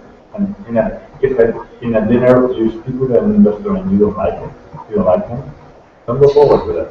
Stop it. It's a blind date. Yeah. Okay, guys, the pizzas are getting cold. So thank you so much.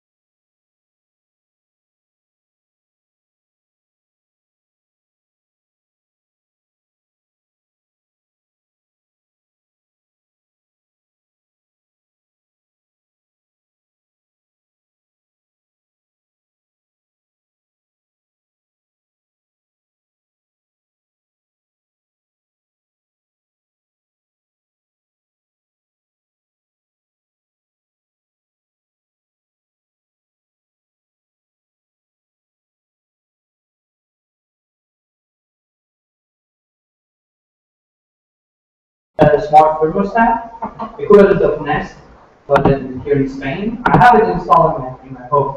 I use this kind of thing. And my first question was, how the fuck do you do this? Second question was, can I actually install that, or do I need to have a master's in electrical engineering to do it? My third question, it was funny because you were replicating exactly the same questions I had. My third question is, what exactly are you measuring?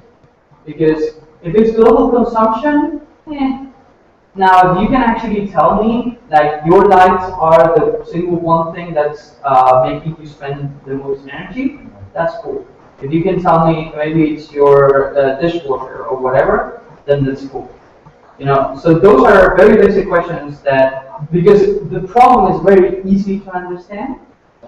So this happens for everyone. When the problem and the solution are seamless, are very easy, people start trying to address more advanced topics. Okay. Which is why your case, just in your case, probably there's other parties that need this, but in your case, you need to address a little bit more further along the line here. And actually, to be honest, there was there were a couple of graphs there.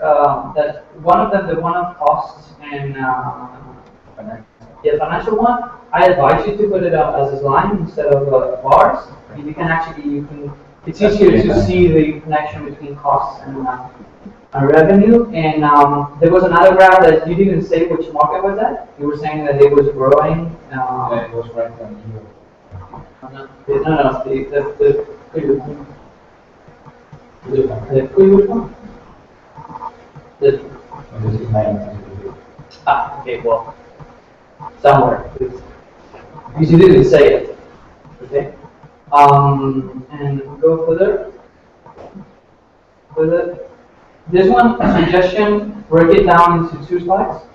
You were talking about B2C first and B2B, just show one and show the other one so we wouldn't get confused.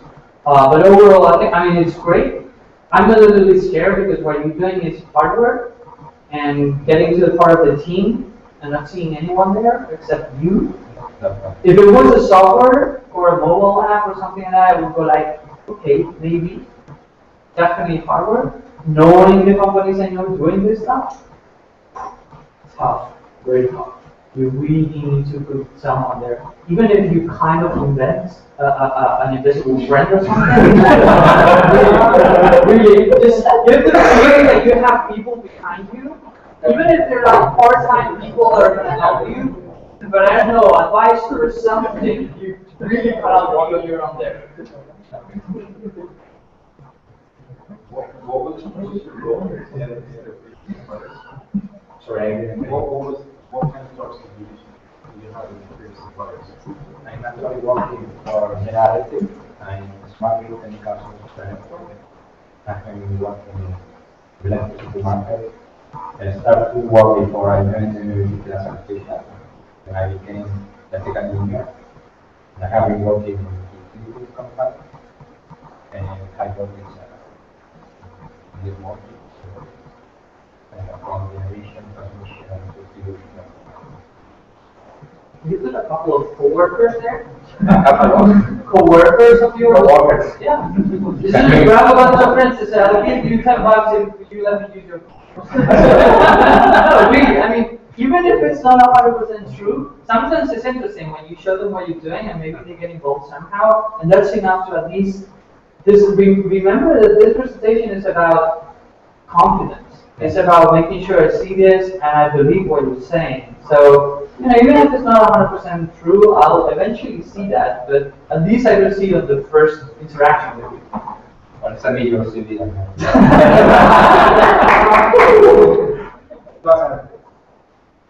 I think that some of the background, you know the interaction, you know the market, it's more relevant than the practice. Something like that.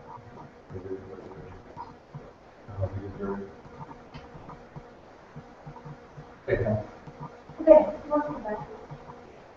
Regarding this go-to-market slide, maybe like Alex was saying, it's speak like the online store and just to make it clear that we will sell the device, and also maybe people just try to partner with some company just to do the local installation. So that would just put some weight on being able to expand marketing.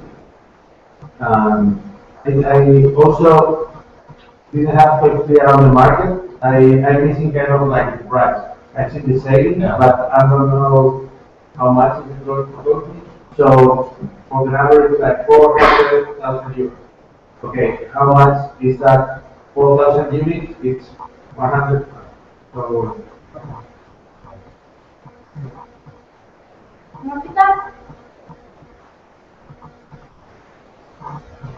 actually, this reminds me of what you just said is you're really missing a whole solution slide where you can show the product, you can show how it works, what kind of data it receives.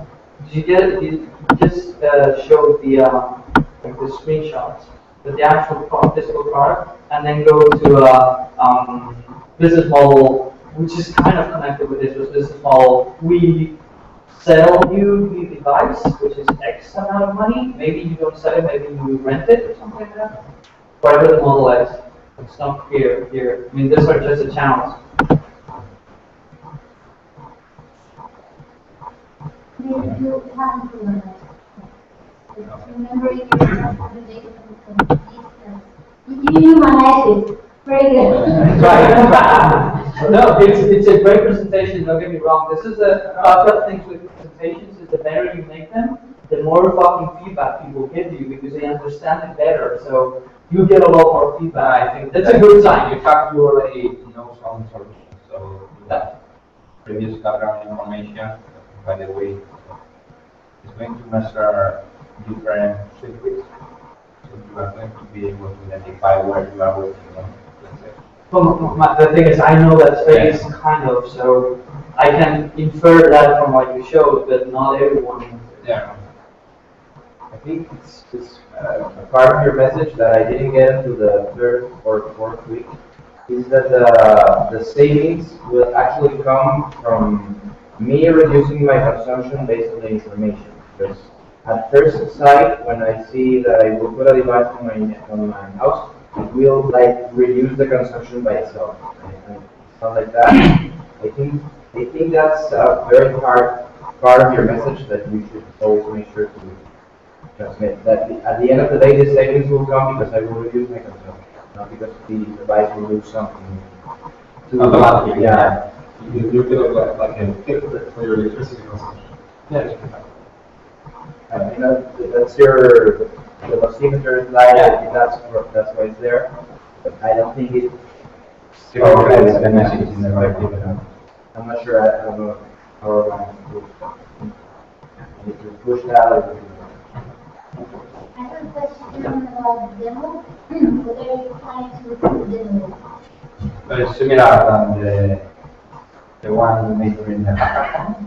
So I was planning to bring the hardware, connected everything here, and show how we are going to read the data and show the dashboard.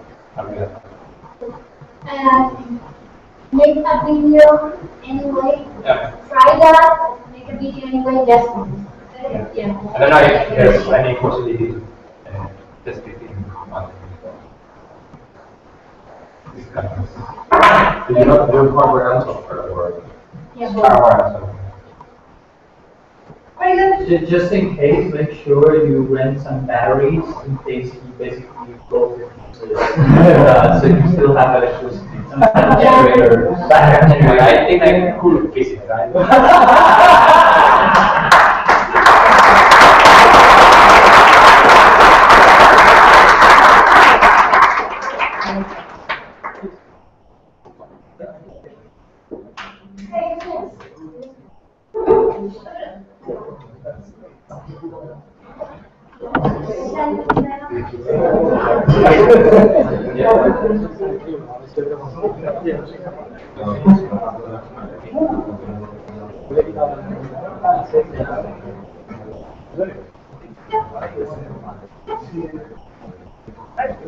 Hello everybody, I'm going to present you the counters, the easy way to exchange your virtual goods. So, imagine Adonis and Jordan and two RPG holders, RPG players, okay?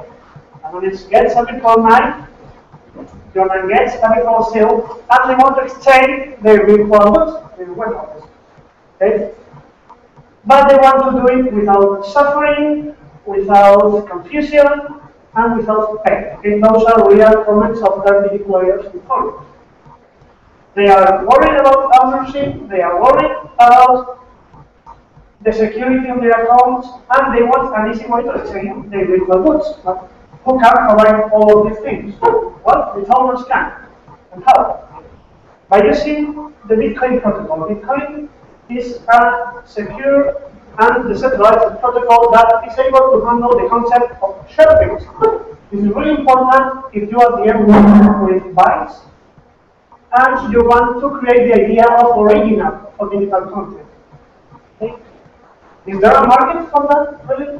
Well, the virtual goods revenues between the year 2009 and 2012 increased 366%. So the total revenue in 2012 was $40 billion. Okay? What about the competitors in this new exchange virtual good market? Well, there are a few. All of them are really, really new. They are really young. And why is this owner different? Because we are the one who provides a really easy to use REST API to final customers, not just developers or technical people, but final customers. And who are those customers? Anyone interested in the management of the virtual goods? I don't know, Paul, Panini, Lisa, Sinda, etc. Okay. Where is the money here? The money comes from API subscription to use from API, of course, and fees from the exchange made with this system. That's nice, but what's the plan? Okay.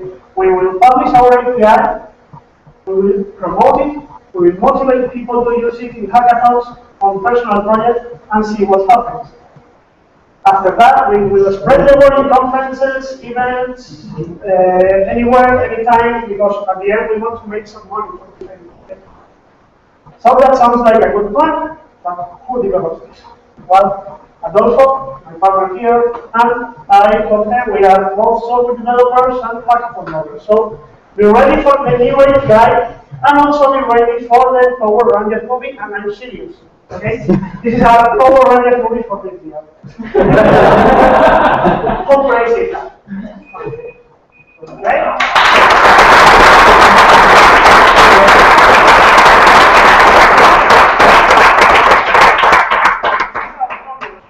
I'm going to use this minutes for it. Next June 21st, we are organizing a hackathon in Majalanga. You will be able to test our API and get some prizes, I mean real prizes. Okay, we have sponsors and we have fees for the winners. So I hope to see you there. Thanks for your time.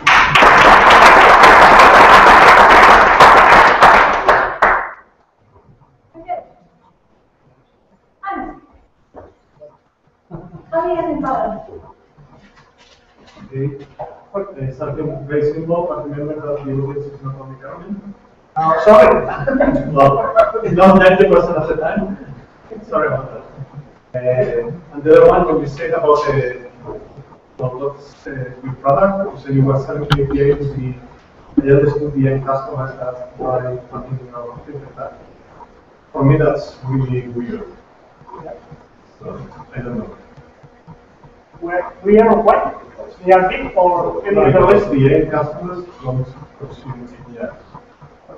Even if they are worse.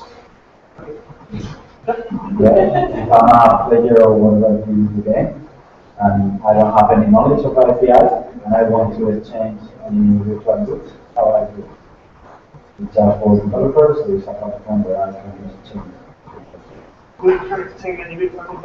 Okay, which you know what I mean is okay. You got to explain the way of selling your API. You have a slide with a super huge table with a lot of things. That's you gave us like half a second to just see it. So, I mean, I don't know if it's really important just to put something simpler. If not, At least it is like Not ready for that. Just, too big to see. Congrats. Seems like this is amazing. Congrats. The first slide, when you put role-playing games and you study wrong. Yeah. So when you use role-playing games because most people are not going to understand. Yeah. It's a last change in But it's a good example, and I like it. But then it's I wouldn't do that, because I was thinking, if you're going to use that term, these people are last century, role-playing game. That's the basic. If you're going to do this, I'd say focus on what's current right now. Massive online role-playing games or World of Warcraft. Everyone knows about games online, but if you say that, and you are dealing with things that are quite physical, like shields and weapons, then just... Okay, Alex. Maybe the only one that the fucking elephant is staring in my face. What the fuck? Okay, this is coming from a fucking computer engineering, and as you know, I've written extensively about Bitcoin. What the fuck went through your head? I mean, this is, and I understood absolutely everything, okay? But this is too fucking complicated. You're using very highly technical examples to explain what you're doing. You're talking about API, REST API, hackathons, multiple online gaming players, virtual goods. I mean, the whole notion of what a fucking virtual good is. I mean, who can actually define here what a virtual good is? 1 and 0. People out there. Automator is part 0. Okay, what else? It will be from item store. Okay, but who can give me not an example? What's the definition? An item only exists online, maybe in a virtual environment. Okay, try and tell that to my mom and see what the fuck happens. Okay. Your mom probably plays some of these Facebook games. Exactly, but this is where I want to reach. I mean, you're taking a very, very limited example. Even World of Warcraft, like all the gamers know WoW, but except for the gamers, no one gets that. So someone suggested a very good idea. It's like, see what's actually working right now. Even if people don't know what a virtual good is, but I would say, you basically name Zynga. But if I ask a lot of people what is Zynga, people don't know shit what Zynga does. And then you say, yeah, that fucking farmville shit that spams your Facebook, and everyone goes like, oh, yeah, that I know, you know? So try and bring it to a bigger audience. You're using too narrow examples, very narrow and very technical explanations of what you're doing. So use something like Zynga. Use something like, what's in the game, the Candy Crush game. Come on, go in the subway and see how many people use Candy Crush. You talk about something in Candy Crush, chances are that most people understand it. You know, here you're talking about an exchange of weapons in a virtual environment, and that is hard for someone who's not a gamer. Okay, you're using a very highly technical example.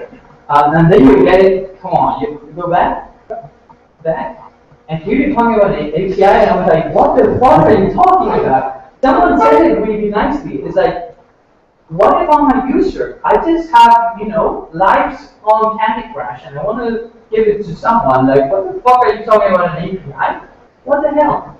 Okay, it's too technical. I can clearly see that you're hackathon lovers, and that's a big problem. Okay, you really need my suggestion would be you really need to pitch this to someone that has no idea about it. And if they don't get it, you need to try and get them to explain it to you backwards. Okay? Let's say the same. That's what the homework will do. So this is just to give you an idea. He was asking me. He said, "I love your first Bitcoin piece." My first Bitcoin piece, what it did is I took it to my wife. I said, "Read it." And he talked extensively about cryptography. He said, "Like, read it." And my wife was like, "Yeah, I don't get this." And she took a paper. She started designing. Like, this is how I understand it. But this is how it should look like. And I was like, okay. And then after half an hour of going back and forth, she was actually explaining to me how a digital signature with public and private key works. And I'm like, my God, this is so awesome! So much. But my point is, people are capable of understanding highly technical concepts if you walk them through an example that they can relate to.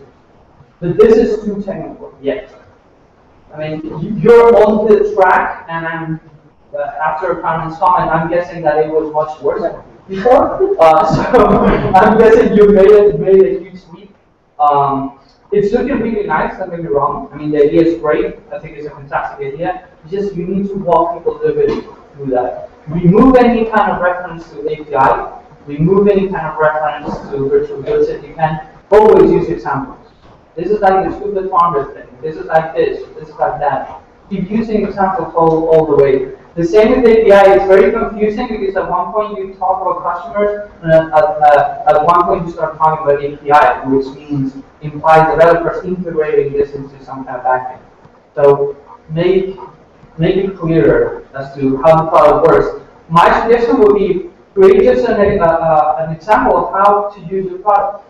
And I'll go online and I'll put this here and check the list of services that are integrated with the platform. I'll see that World of Warcraft is integrated, so I'll just check that and do this and do that, and voila, we have the thing. Actually, I wouldn't really name Bitcoin that much. Just when you talk about the technology that you employ, maybe draw the Bitcoin, like this is part of the way we make this work, and if you want to talk more about that, we'll talk about it later. But don't draw Bitcoin, because suddenly, if you draw Bitcoin in the middle of the presentation, you're opening a huge can of worms. People are going to start going, what cryptocurrencies? Like, what the fuck are you talking about? Most people don't even know what Bitcoin is. They know it's that thing that people stole, and there was this company in Tokyo that went bust, and it's very dangerous. You don't want to touch that. Okay, so careful, it's getting there. You just need to develop more of the examples. Again, highly suggestion. Female, do you have girlfriends? Okay, it's your girlfriends. Oh, okay, let me ask you. Are your girlfriends developers? No. Okay, good. Just in case. My girlfriend. No, I mean, the developers are going to go like, okay, yeah, sure. I actually it's my girlfriend, but I have the problem. She is a gamer. Okay, there you go. That's my. So it's not really good. It has to be someone that's not from the industry, okay? Because and actually ask them back, what have you understand? Because they're the ones that are actually gonna give you the best examples. Listen closely to moments where they say like, oh, so this is like. Insert idea here. So take those ideas. Those are the good ones. Those are the ones that are going to work with a larger audience. So, pretty cool. Pretty cool. I have such fundamental questions here that I once again going to show that I'm really stupid interested here. You start out with like the questions that people have with concerns people have when it comes to virtual changes. Right? And I get the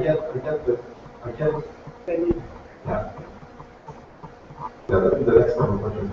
I get the problem and I get the market opportunity, but I don't get how you solve the problem for me. Yeah. Like, am I going to need less detailed instructions? And when you start talking about API calls, it sounds like no. I'm going to need very detailed. How do I know who has the money? If I don't see that in my account in the game, how am I going to see it? What kind of methods do you have for actually forcing the exchange afterwards? Do you guarantee the exchange? Are you going to provide me with some sort of guarantee like, hey, I want a refund because this transaction is free? But that's the problem because that taps into the Bitcoin part. Yeah, but you need to explain it without getting into Bitcoin. That's the problem. I mean that's my question. Or what should I have that? I didn't understand how you solve these things apart from something like Bitcoin, how it's mostly about Bitcoin. The other part I don't understand is the revenue model, because I don't know anything about this, but I can imagine that if you have a massive online role-playing game with virtual goods, it either supports in-game exchange of goods and services, or it doesn't. That's what I'm assuming. That like if I have a game, either it supports it or it doesn't. And if it does, I would imagine that the person who runs the game, or the company that runs the game, is going to do all of the things that you do. And if it doesn't, how are you going to enforce something that the creator of the graphic game doesn't want you to do?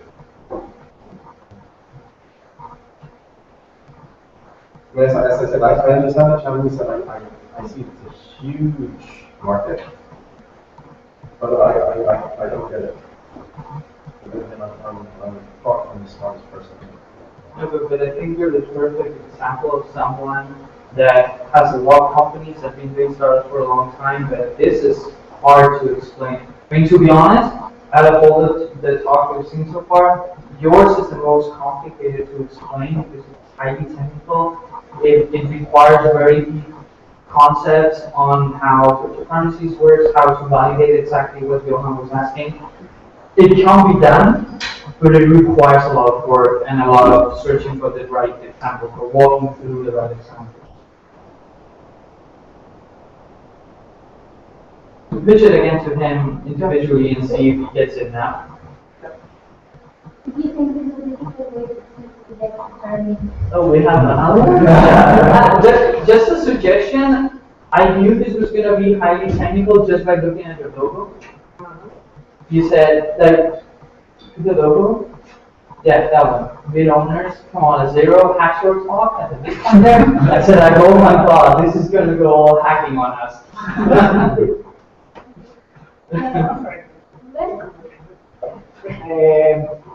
For me, it was a cool weeks. I think that too. Then for me, individual, I was thinking about PayPal concepts that everybody know, everybody can just need some confidence about transactions.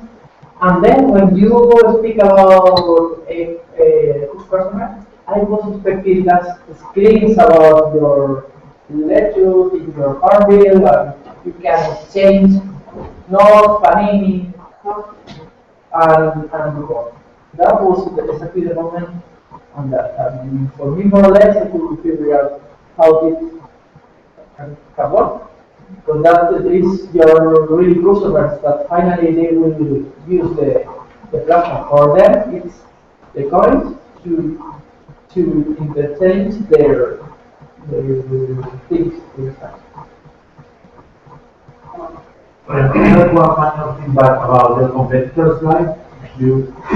I think there you put the URLs for the services, and I think it makes more sense to put the name. So if people want to know more about them, let them search it in Google. Maybe just if you want to show them small, just put the name. Otherwise, if you get this presentation, I go to this slide and say, okay, I'm going to open them up super easily. So I think you at one point said that you will, the end users would be connected directly to your platform. I think that's not true, because if someone has a store in World of Warcraft, it's not like he's going to go to BitOwner.com and sell that store. That's at least as I understand your project. So I think, I mean, if you're talking about an API, it means that your service is like a platform, a backend, and there's going to be other people building the exchanges and stuff. So don't say that you are going to get to the final customer. You'll be providing a service to other companies that will actually be dealing with the final customer. So it's not like players can go to your site and do anything like it. Because you are an API provider, you're not actually an exchange. So be careful with those words. They can confuse you, right? I think, unless I'm the one that. But figured out a lot of things for you. I was under the impression that like the people who were buying and selling things in the exchange would be the customers, but if the exchanges where the people go to exchange things for the customers.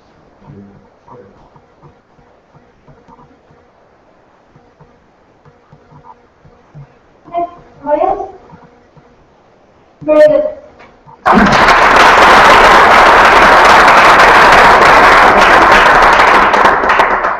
find it ironic that you guys are ambitiously technical and you're taking notes on pen and paper. Both of you. It's faster than our. Also, I want to tell you that I told you last week that you have practice, and I showed that you have practice. Because today it was like really smooth. You were great.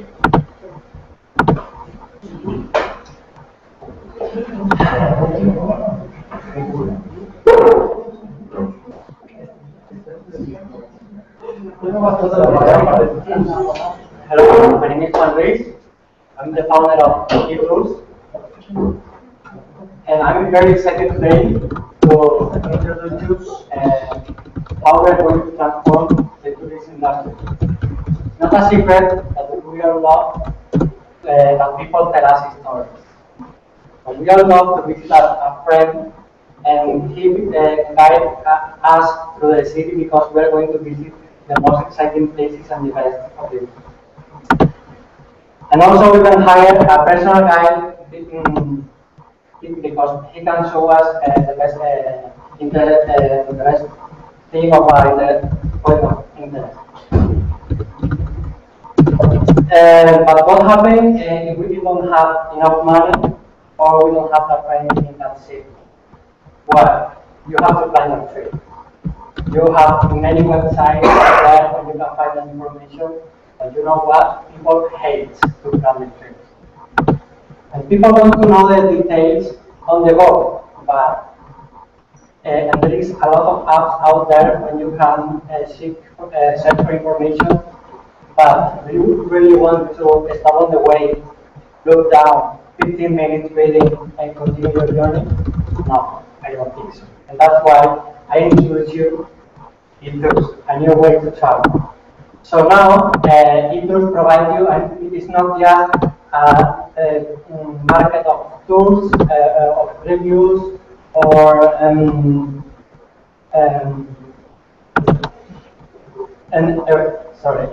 everything. And eTools is done by the people that create the eTools. Is made by people like you that know a place that they know very well.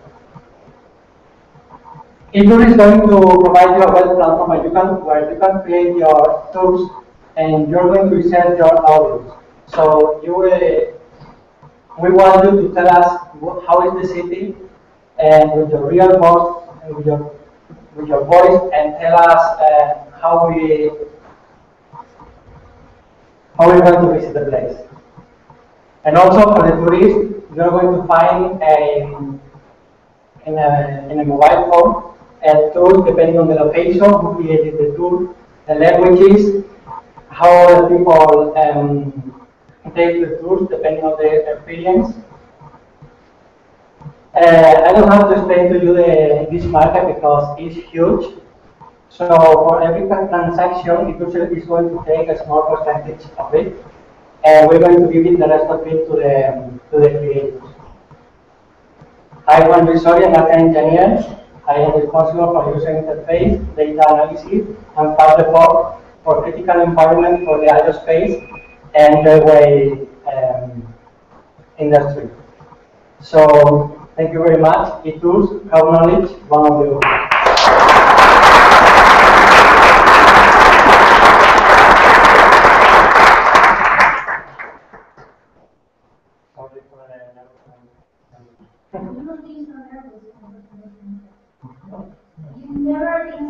He has an asshole on the front.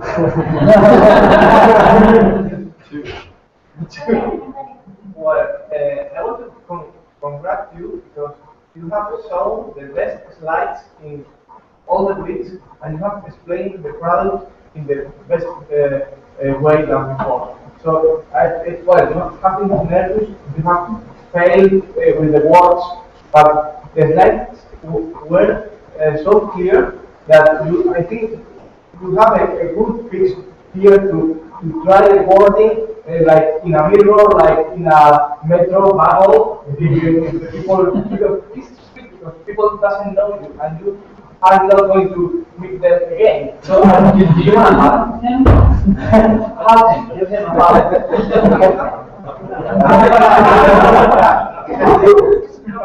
I think improve the wording and you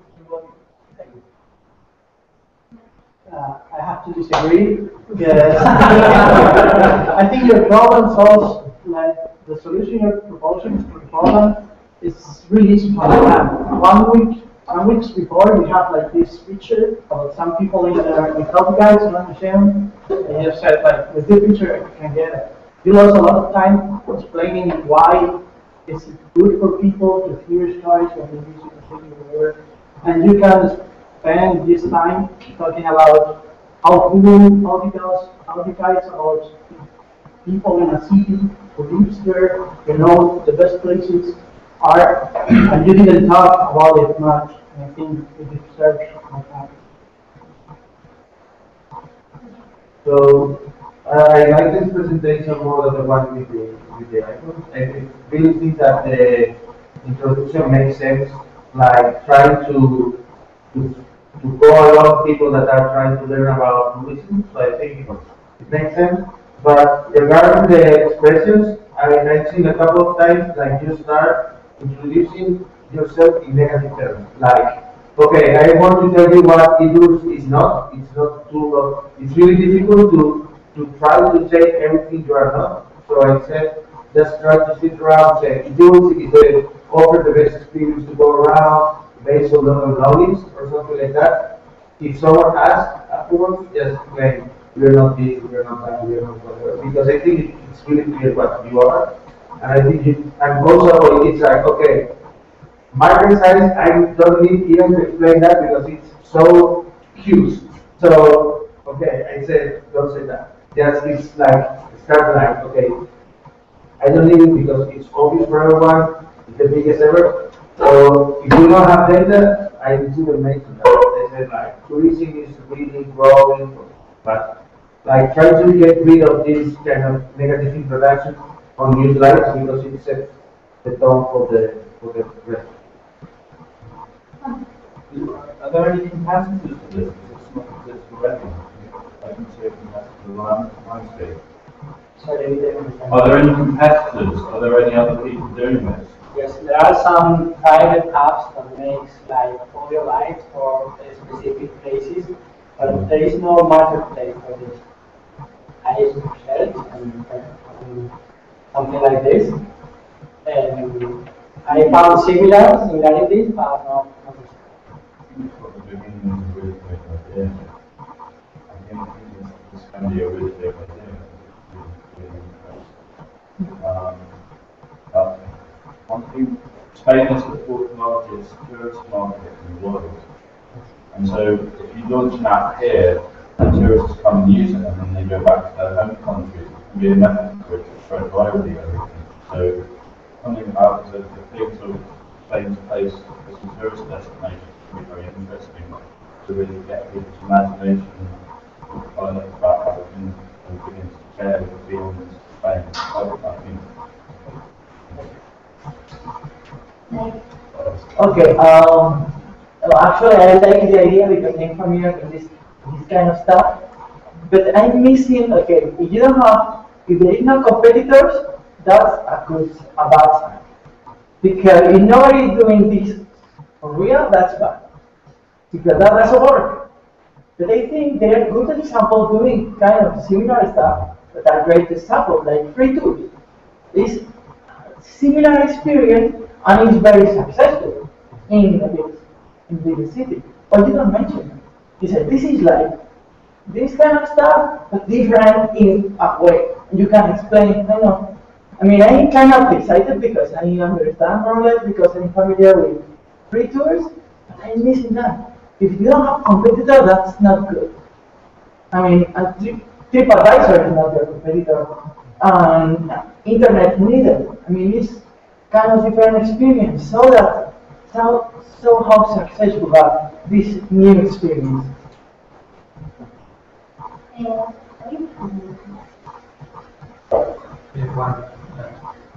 Well, I like more this introduction than the previous one. So I think before presenting everything again. And maybe regarding the market, if you don't have any number, for me it would be helpful just to have a rough idea, maybe give some numbers regarding the number of visitors country or something like that, because we can make some mental numbers and say, okay, maybe you can, I don't know, address more than 50 visitors or whatever. And I feel with your speech maybe well represented a potential customer, maybe a lot, but there are people also who likes to plan in advance. I don't have time for that. But there are people who like maybe they use to system to doing everything running and it's very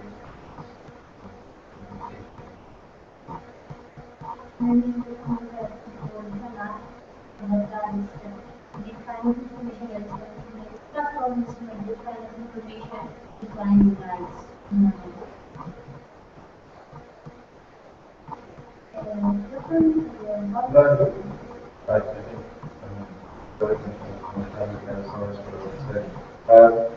for a lot of people, the planning is actually work on the holiday itself.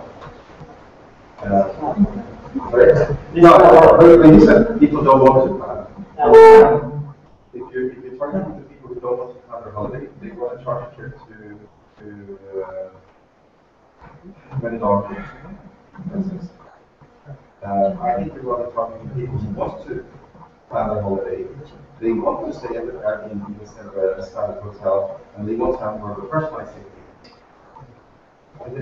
I would like that would be more your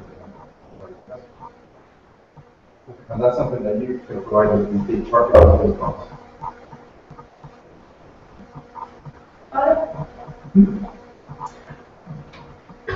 I'm missing maybe explaining a bit better, like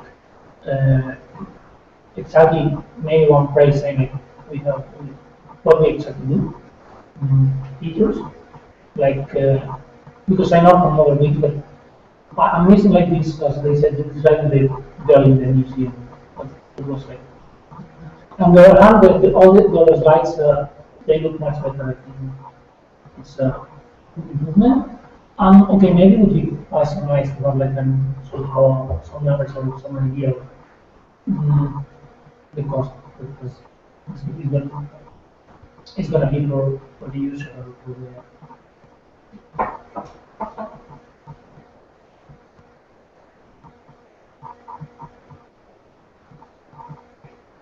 I have a quick question. Who will record the meeting? I mean, Yes. the song. The idea is to provide like a guide to go through a project, and then you can deal with your phone. You will have more resources, but we want to provide like a guide. You have to do this in a clean room with this kind of micro. You can do it like this. Maybe you can record in the street and see how much time will you take to complete how to that will go and record it. But I mean everyone. And then you can, someone that record their voice, they will receive a fee for that. No? Yes, as I explained in the slide, the creators is going to take the most part of the payment, and it's going to take as much payment. I think that's a good point. I mean, a simple example is that someone can use your platform to receive profit too. Yeah. That's really the other customer for you.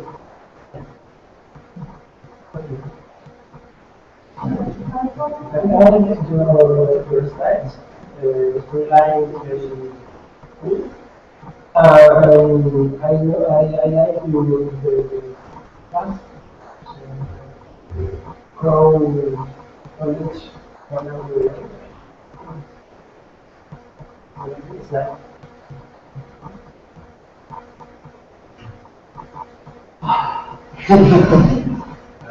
You're lucky because I tried to do something like this 7 years ago. And I think as someone said it, I think you're barely scratching the surface of what's possible with this. So for me, there's like two problems that you solved with what you did and you didn't really talk about. The first one is everyone that goes on a trip somewhere that brings their smartphones, they don't have data. The fact that you can preload the audio guides and I don't need data to listen to them, and I have free access to the GPS coordinates plus the audio is already loaded, I don't need data, so I can use it. Which is a big thing, because most people don't have data here. The second one is, for me, it's interesting, the audio thing, because there's a lot of startups right now trying to do this by means of having someone local that's a guy that comes to you and will tell you stories and blah blah blah. The truth is that never works.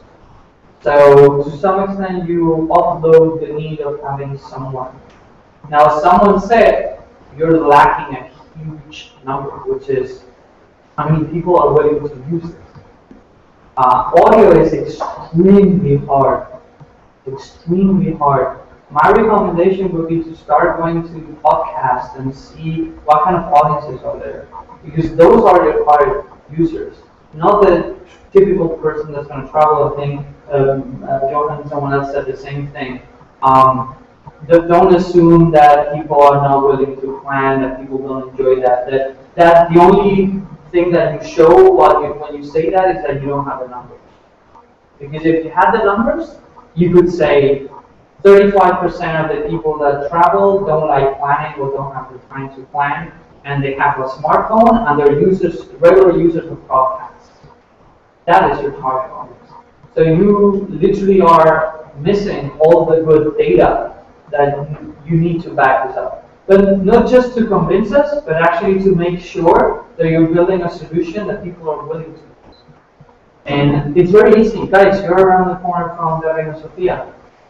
Go there for an afternoon and start interviewing people. Like, would you be willing to listen to this thing? Think that all you guys make sense to some degree when everyone has it, but if you travel with a family, it's very weird to have someone wearing headphones and basically not interacting with the rest. So it's a very particular user, the one you have. Now the question is that enough?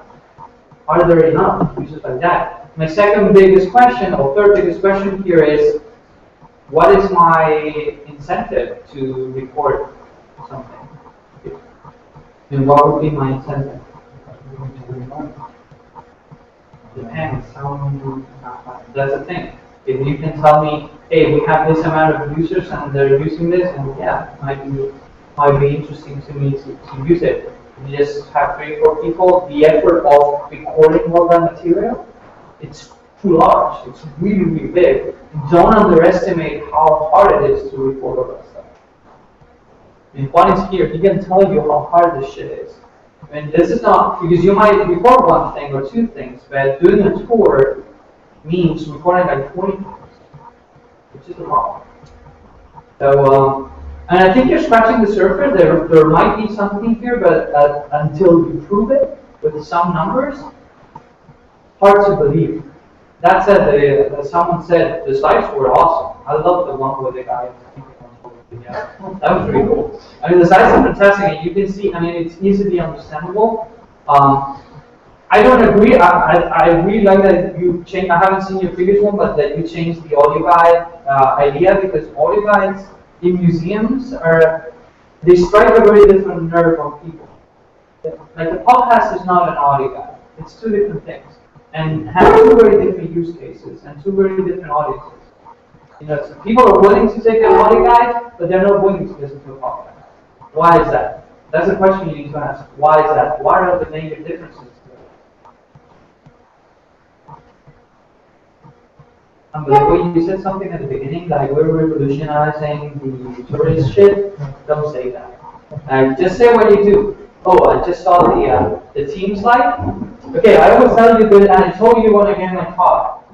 If you want a chess match or you're a Frisbee superstar and you are doing a Frisbee startup, I don't give a shit. Okay? So you're talking about tourism and you're talking about you're an expert on critical infrastructure.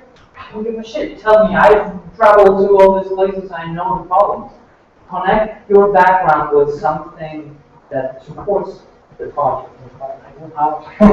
Hey, you go on tourism, I'm guessing. You've had this experience before. And you live in a country where you have a lot of friends of yours coming to Madrid asking you to take them around. You come up with the ideas. Yeah, exactly. Well, you were obviously very nervous. Congratulations, because you were about to break down, but you did. And that's important, because it happened here, so you're in the lab, so you're lucky. Because you know how it feels, you were able to do it, and next time that happens, you'll be able to do it easier.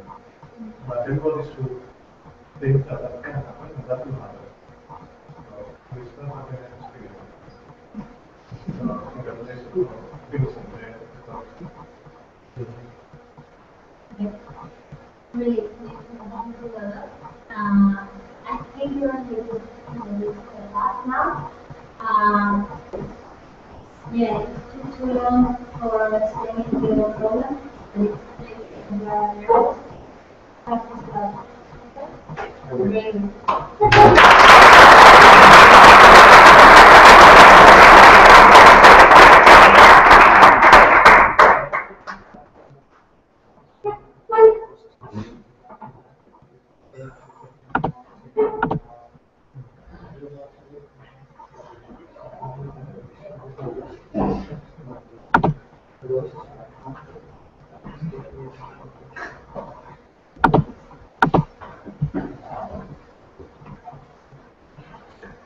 Hello everyone, I'm Dr. Martin Corral, and I'm here to present Thinker. Thinker helps you to discover online mental networks from news and social data, and get the whole picture with Thinker. Well, now everyone, every company, you know that we are overloaded with data from online media and social media, right? And you cannot handle all these mentions. So you start to search. Are you tired of these headlines? 43 essential tools to manage or monitor your mentions on internet. And this was made you think, wow, I have 40 tools, it's time and cost of my people or myself. Well, what about if you think you have a solution? 40 times easier and very intuitive, and it helps you to save money. But how do you think it makes this possible? Well, it discovers people's, companies, brands, keywords that are being sent in news and social data. It connects them, and then it visualizes them. So imagine that we want to know what is being said about Tetuan Valley. So Tetuan Valley is in here. Is Alex Barrera is being said something about Tetuan Valley. El País, El Mundo. There are many people saying things. So then it thinkers connect them. So we know that Alex Barrera is writing on Twitter something about Tetuan Valley. Or Chelsea is saying, oh, I'm going to be in the Lemonade. Well, whatever. Or El País is talking about Tetuan Valley because of how cool it is. So we visualize all this data. We aggregate all the content, we classify them, and we say where, how, when are you being said. You think it provides a quick and enriched summary about your search data. So you know where are you being said, your sentiment, your main influencers, and the content related to you. So which are our data-driven products? We have reporting analytics with very fancy dashboards, and also we are a rich data provider with an API of who are our potential customers? So every company large or small interested in initial analytics with online data. And also we have customers who are already interested on us. So we have some startups, a small retailer, and a large bank, who all of them, they can handle all the mentions that they are on news and social data. So we charge the pricing. So we have a free trial for up to 1,000 mentions, where everyone can sign up. Then we have a monthly subscription, 1,000 euros, and we make a 50% discount for all of those that make an annual subscription. A free trial for the startup or whatever, competitors. There are many news analytics, social analytics.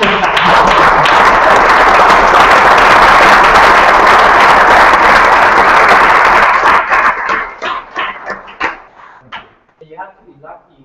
Some years ago we had a horns that was like so this is Everything is covered. yeah, it's something nice. Questions, feedback. Well, we didn't know that you were coming. Okay, other comments. First, there are one side with letters. Yeah, no, it was the PDF. They changed everything. Yeah, sorry. Next to price. No? Euro by month. Yes. We talk with the large bank and they are willing to pay 3,000 euros. So it depends on the size. Now, last week we put another graph with all the prices. We wanted to keep it simple.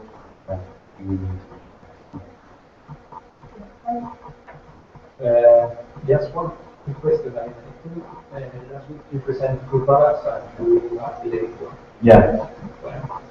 Because on the feedback, someone said, oh, you have too many products, and maybe for the earlier stage, say that it's a milestone that you have in mind. They give us a feedback that focus on your core and forget about the rest. We got the feedback.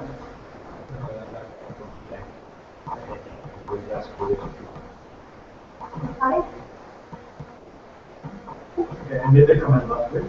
So you took one out, I think you should take the second one out. Also, only just one. But you did because today, the comment last week was that that one you didn't say what it was. Because that's what happened today.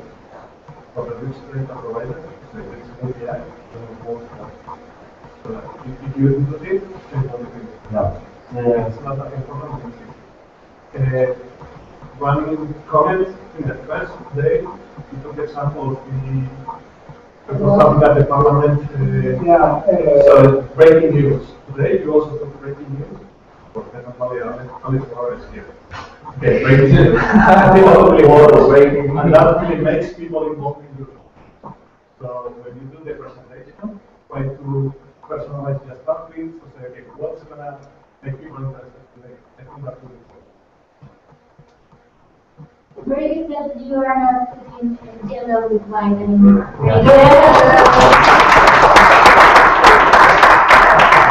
The presentation is not busy. No, we have the step forward, backwards, But it's better than I was just gonna comment on that. Didn't I say no fucking colors, no yellow letters or something? And like fucking yellow again? But now it's yellow and black. Yeah. Yellow and black. So Yeah, you can read it. So again, you see all that black space around there. Yeah. You could make it bigger so people at the back can actually read it. You have.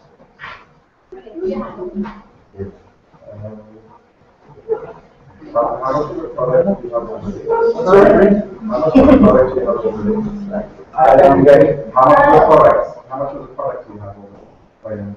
we have 50%. I mean, in terms of the back, we are still working on the front, which is the most important. Yeah, this is something that I think we relate to. And we did not with you say that these are 40 tools, and then you say Google takes all of them, I'm going to be cheaper and better. But you haven't convinced me that you're going to do it. the teaching slide. Maybe because you ran out of time, but you talk about the visualization of the technique, and combined with the quality of the layouts and the design, that creates a really big conflict in my head about. Yeah, we know that one of the main our strategic assets could be visualization and also organizing data, how to provide and uncover all the entities. For us, is those the strategic things. We know that in design and visualization, we are not the best guys. We at least in the organization data, we have some strengths. We need to outsource it.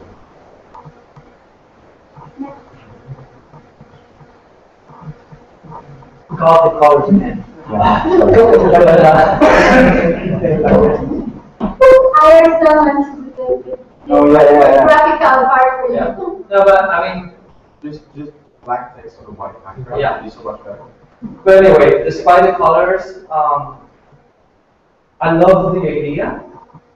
I'm a huge fan of data mining and this kind of data visualization stuff. I work a lot in this space. I have one company doing this that failed miserably. So I'm going to give you a couple of tips not to fail with this. Essentially what you're doing is a social CRM. There's many. You failed to really explain how you did them, to be honest. I know a bunch of them. I personally know, and I didn't see it on the slide of competitors, I personally know the guys from Social Pro, which actually are fucking huge, and they have headquarters in London too. One of the bigger places in Spain for sure, and in Europe actually. So I know them very well. In Social Pro. And the problem is, again, you didn't convince me why you did them. Okay, you're doing sentiment analysis like many other guys. You're aggregating different sources of information like every other guys. I really like the visualization part, and as data analysis analyst, you probably know this, but I'm just going to say, just for the sake of clarity, the interesting part about these tools are not that you show me the data, even if it's aggregated data. The interesting thing about this kind of tools is that you're capable of showing me conclusions about what I'm seeing. That is the real power. And that's where most of these tools actually fail because of that. Because someone, a CEO or a CTO or a CIO or COO doesn't want to see the data that I had 6,000 hits or mentions on a brand, on our brand, but actually what does it mean? Like, yeah, of course, I can see that 60% are negative, but dig deeper. I mean, that's where the value really is. Not on the actual number, but on the actual conclusion that you can give me through that number. That said, I mean, the visual part is interesting. If you have real data, show it. Even if it's from a different event. I do agree that highly personalized images are really nice. But I was thinking, I haven't tweeted until today, like, you're faking it. So if you can actually get the real thing because you have a product, show it.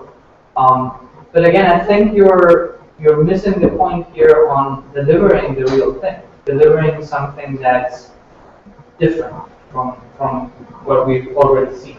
I don't know, maybe you can say that I'm wrong. But we think that we are different is because we are going to make all the relations and save that as a graph. And you know what, now, from my perspective, I think... No, that was an interesting thing I saw, the graphing part, but you didn't really talk about that. And you didn't really tell me how that is powerful. Yeah, well, it was my fault because we didn't reach, and I didn't say why we are different. Just to give you an example, I've given talks on what I call influencing the influencer. And this kind of graphic mapping is fantastic because you can clearly see which people are influencing which. You can see the ripple effects of something you just launched, and you can see the ripple effects. And you can see where it got logged, how it's continuing within the line of sharing. Those kind of things are extremely important, are extremely hard to graph and to map. But most importantly, few people know that they exist and that they're powerful. which means that in your presentation, you need to show me use case. The moment you give me a use case where you go like, for example, we launched this, and this is what happened, and this is how it expanded through the network. These are the influencers that influence the top guys that then are writing at the New York Times. So imagine, you launch something, people start tweeting about, people start sharing, suddenly one blogger from TechCrunch picks it up, does a piece on that, the piece gets, in the timeline, the piece gets published at some point, and suddenly another journalist from the New York Times gives you a call because they saw the piece on TechCrunch. That is powerful. Now, those are big words if you are capable of delivering. I'm guessing that's your vision to achieve that. Show it. Walk me through the example, because that's what's going to make it very clear where you're different. And stress that, because there's too many people here. So your focus of the presentation should be to stress how we are different and what's the value of what we do. Okay, thank you. So I'm not sure if they are trying to address social CRM. So I have tried both of those and social ROI. From what I get, you are trying to address a different problem other than just getting in touch with people that are talking about your brand, but to expose a broader information rather than social network, like other online media that is not just social network, but it's not that clear from the presentation. I completely agree, like, I could also see for the demo day, like, okay, this is demo day online.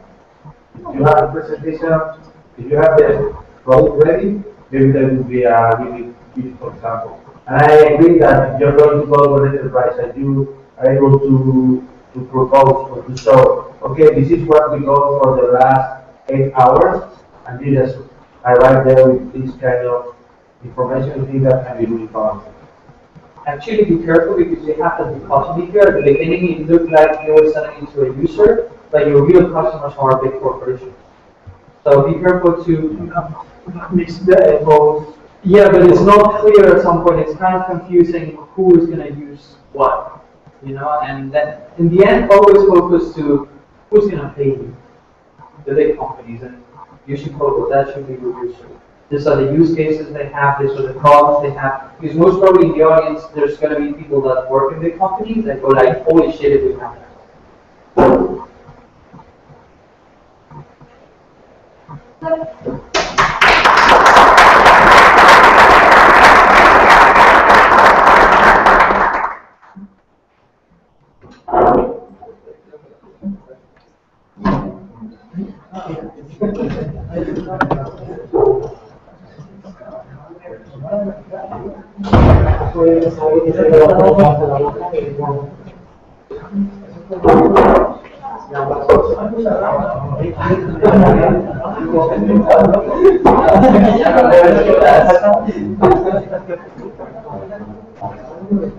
Good evening, everyone. Let me introduce you to our project, the Open Data Repository, and to Pepe, a consultant friend of mine who is working on a report about unemployment. Month after month, there are a lot of unemployment data going out, and Pepe is going through different web pages, comparing different sources, and everything to get his report updated. But we believe this is totally unnecessary because this should be automatic, and that's what we do. We want to provide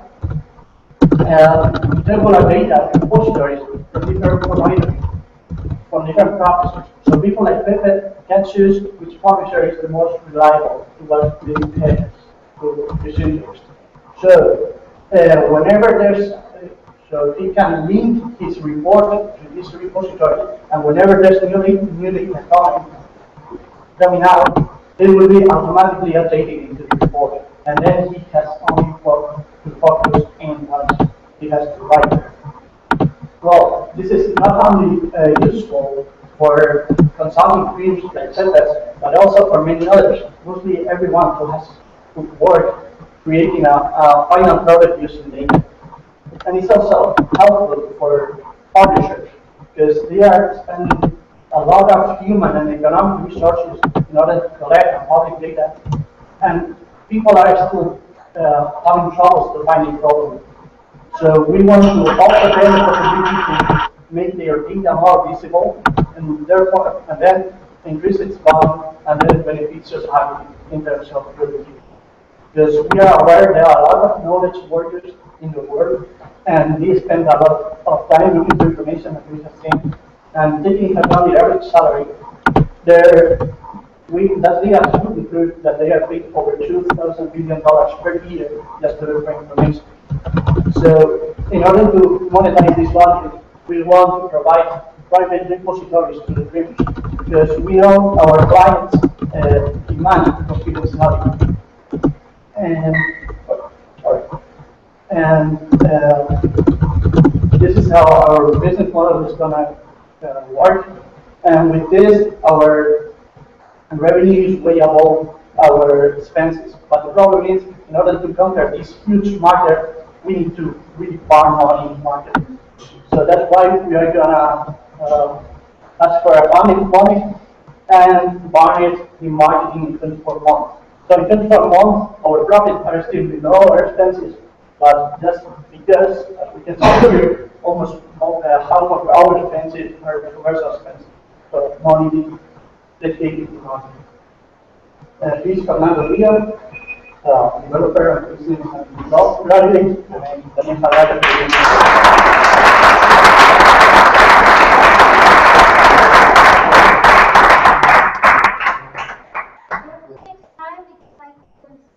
Sorry.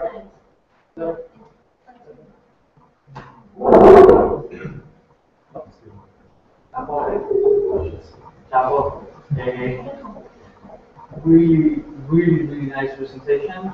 It can definitely use a little bit more colors. Not like them, but maybe a little bit more pictures. It's too black and white and kind of a little bit fondish.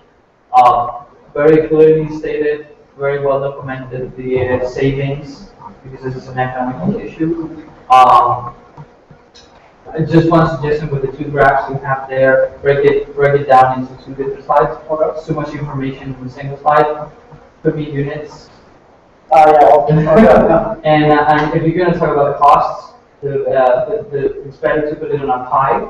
It's easier to check and give me what I'm looking at.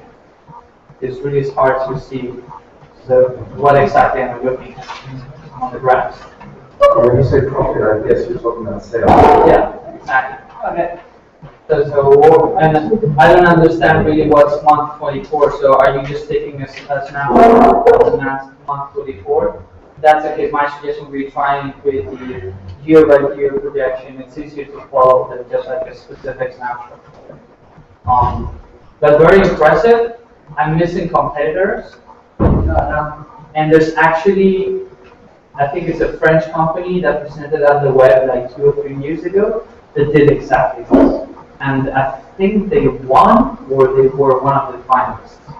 They won, but the French guys, they're using like, what's the name of it? I can't remember. It was a mathematical name or something like that. Yeah, I can't remember. They won like the distribution.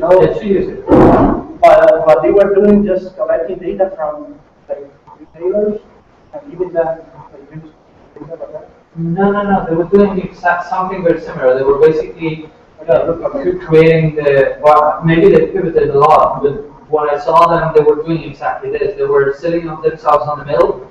They were normalizing all the data streams that came on one side, and they were providing the API to the researcher on the other. Yes. They were doing something like that. Like basically, they're trying to do something like I can ask a question and the system will answer me, kind of Wolfram Alpha kind of thing, kind of. But they would sit in between. I can't remember the name. Check them out and see what they're doing. Which contest were they? In the web sort of competition. I can't remember the name right now. But it was 3 years ago, something like that.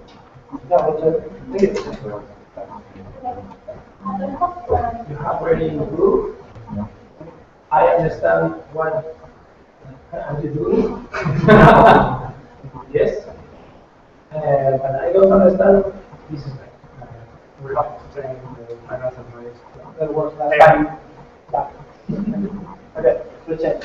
Really quick about this slide. Anything you expect the people to read has to be a lot of Yeah. from back here, you can really can't read any Numbers. Yeah, I can't read any. So if you really want me to know it, it'll be here. I just wanted to say you have to use a copy from the first beginning. Yeah. Yeah, but I have to say, I before I got the reach, okay, on Monday, and he met Tuesday, and she told me like, you're way far away from that.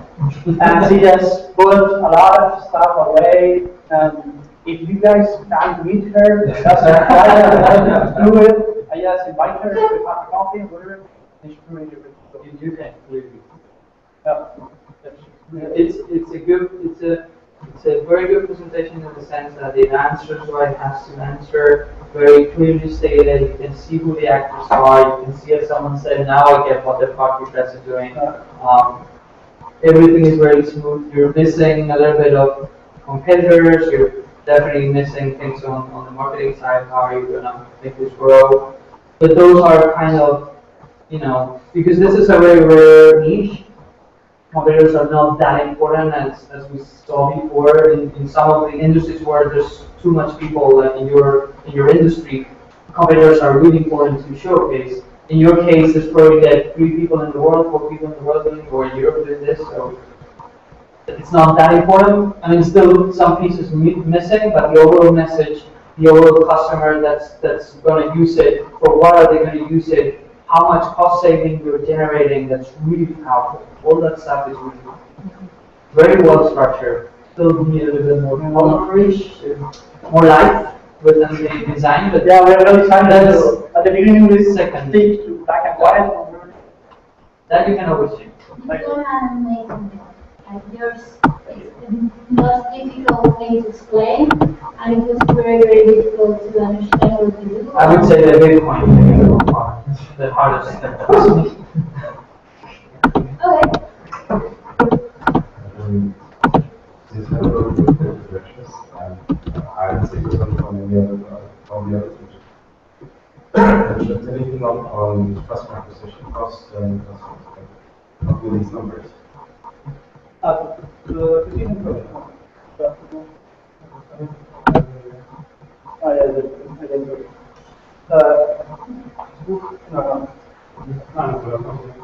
are a lot of slides, but we have nothing to do because we are. I love that. So they did their homework. Extra slides on the back. Nice. I was surprised because I was suggesting like to show Sican, and I think this slide because Sican at the end of the. So I think it was on the 4th slide. So I think it's really interesting to show that basically you have to search the main. I think that's the main competitor also because I was the main thing I was taking numbers. It's like you don't have like 1,000 paying users or less than 1,000 paying users. So it's like, okay, if I have 800, I think it's about 900 users paying €1 a month for private repository. No, of course I know it's for data set. So I think it makes sense to know that you have the data, just to say we have researched this, and usually enterprises have like between 100 or 200 repositories, so it will be able to. Yeah, we are aware that financial projects have to be changed. To be honest, I actually think it's too cheap. I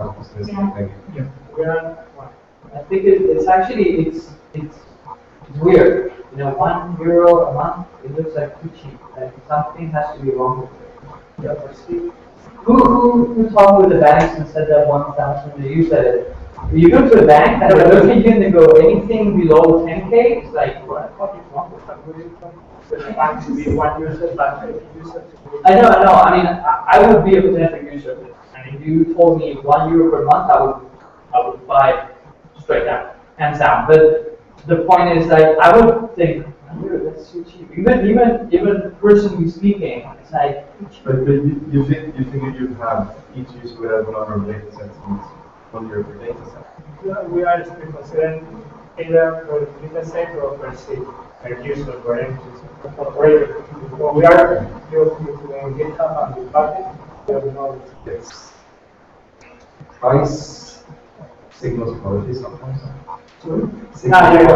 Only sometimes.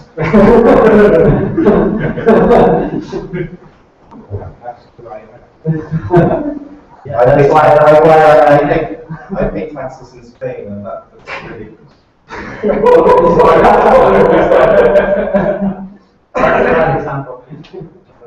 I'm Swedish and I pay taxes in Sweden. Doesn't signal. No, I definitely support what I asked is that if you put the price too low, people might not take it seriously. Like, how on earth can you possibly provide anything from Just think about this. Most of the people that are doing this kind of work, like analysts, reporters, scientists, you freak out if you don't know the quality of the source. You have to be very careful with where are you taking the data from. And so if I pay €1 a month, it's like, I think it's really gonna deliver. And actually in your case, because you're basically pushing information the moment that's coming in. If I see €1, I will go like, oh shit, maybe they don't have a reliable system and I'm gonna miss the data when it comes up.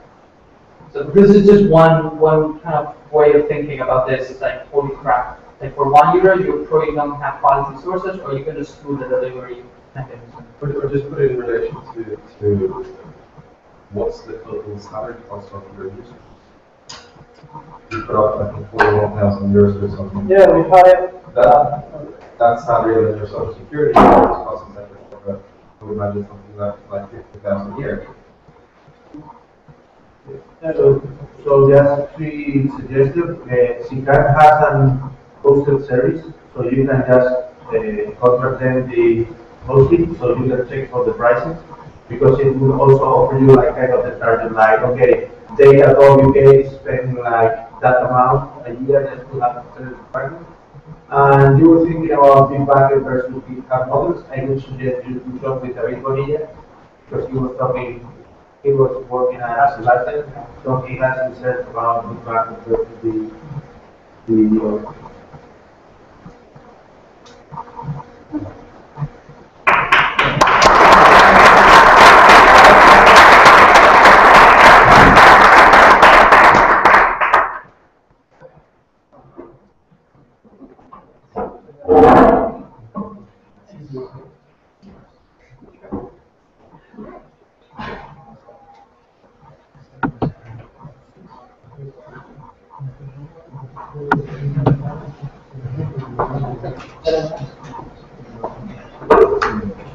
Good evening, thanks for the opportunity, ladies and gentlemen. I'm Antonio Sanchez, and I'm here to talk about my project, SpotCom. I want SpotCom to become the easiest tool for managing and web publishing an academic conference. Whether you are a scientist or a dean, sometime in your life, you are going to run a conference. And probably you're going to be afraid of being out of time to accomplish with your research tasks while you have all the conference overhead. So you need a proper tool. A tool that helps you like a content management system, but with some vitamins. Vitamins like being multilingual, being able to run it in the cloud or in your own servers, helps you with your proceedings, and also helps you with the payments too, please. So there are some alternatives in the market, many tools, but neither of them gives you all of the things. No one, well, SpotCom does it. And the main point is that it's very easy to launch. It gives you a free domain, and you can try it for 50 days. And moreover, your data will not be yours because it's based on open source, and it's only $50 a month. That means you can easily put it on your budget, on your conference budget. SpotCom is brought to you by this humble individual who has been working in the last 10 years in several research centers and has also some startup experience. I'm launching the beta next July, and I'm really excited to hear of you joining it. maybe some people in the room want to know more about SportConf. The market of the conferences is really huge, and there are really big sharks in these waters. So I want to break it down to a small niche focusing in academics. The biggest social network for academics, academia.edu, has more than 90 million users, and its main competitor has more than 4 million. Most of these people are attending a conference every year, and that means that more than 25,000 conferences are run around the world annually. SportConf is a multi-sided business.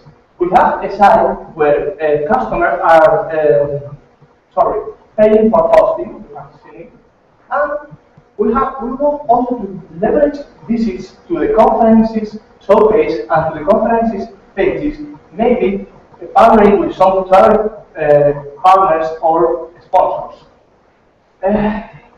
We are launching the private beta, as said, this summer with one of the biggest hospitals in Madrid, and I'm really excited to try the tour and make it the best one for a medium or small-sized conference.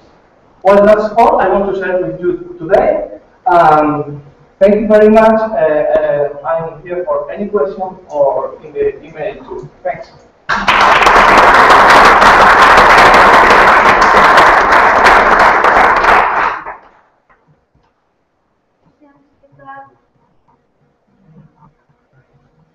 I really like today's flow and everything, but maybe I miss because I think the data about how many conferences are run should be like, because when you say a number, and I don't see it, it's just all in and out. And I think it's more interesting than this. Yeah, after sending it, like reviewing in my mind, I said I should remove this one because 4 minutes are the same as the other 10, and good hear the example. But congrats, I really like it.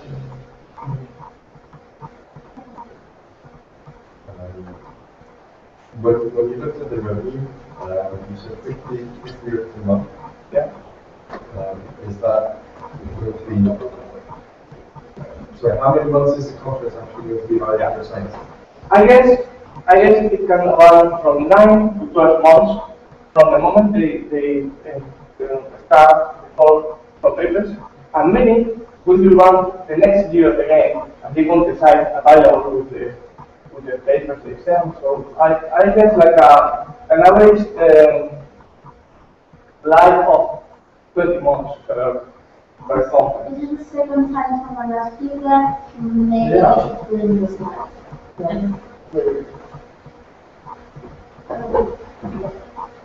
So that basically means you're expecting like an average revenue of about 1,000 a year per conference. Yeah.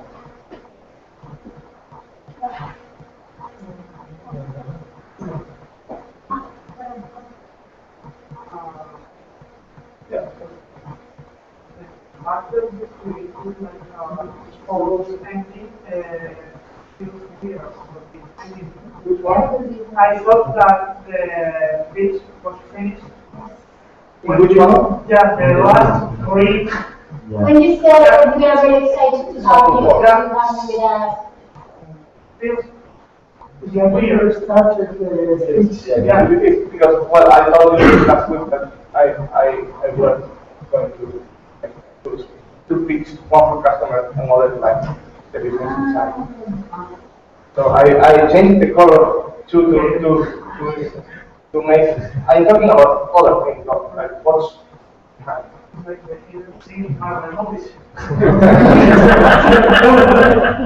Making awesome. I do agree. I mean, to be honest, I don't see how different they are. And to be honest, the second part is complementary to the first one, and actually it should be one single pitch. I mean, it will work for mostly everyone. Yeah.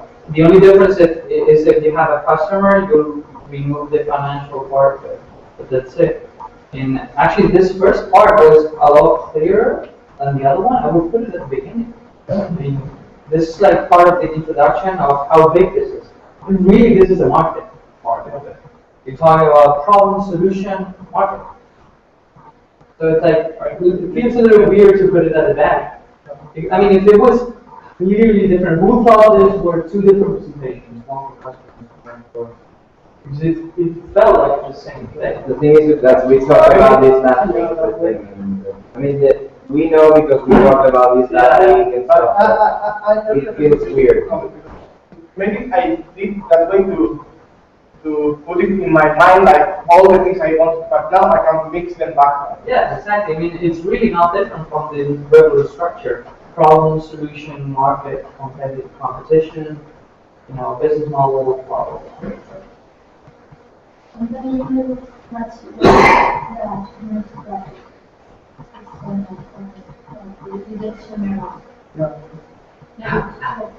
Actually, one thing, normally it's fucked up to get this topic because it's sensitive, but you finish a presentation and you said, like, okay, this is my presentation.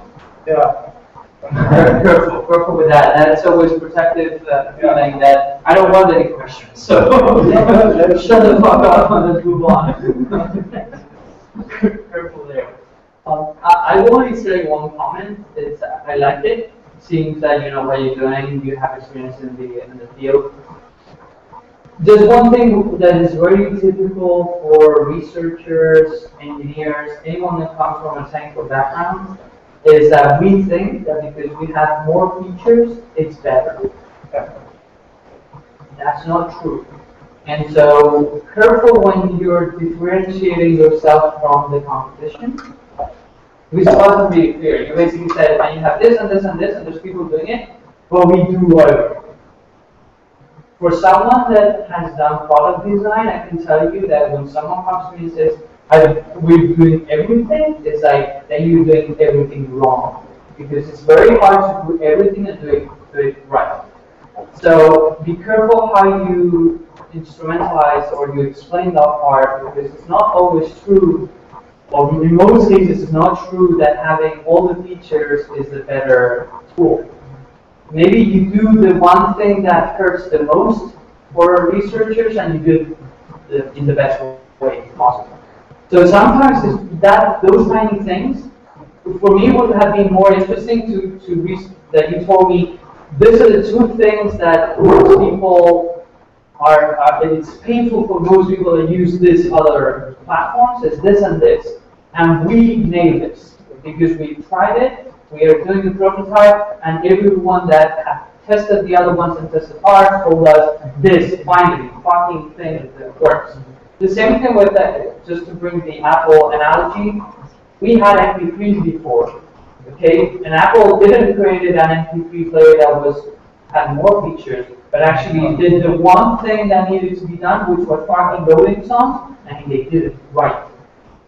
So that, for me, should be the part I'm missing here. I don't see very clearly why you did it. If I say how or why or... I mean, don't go too much into detail, but just make sure that it comes through, like, we've done our homework, we know what is failing on all these platforms, and this is what we did right. The competition is evaluating on the opportunity out there. Yeah. We need to address this. How you And trust me, saying that we do all is not the answer.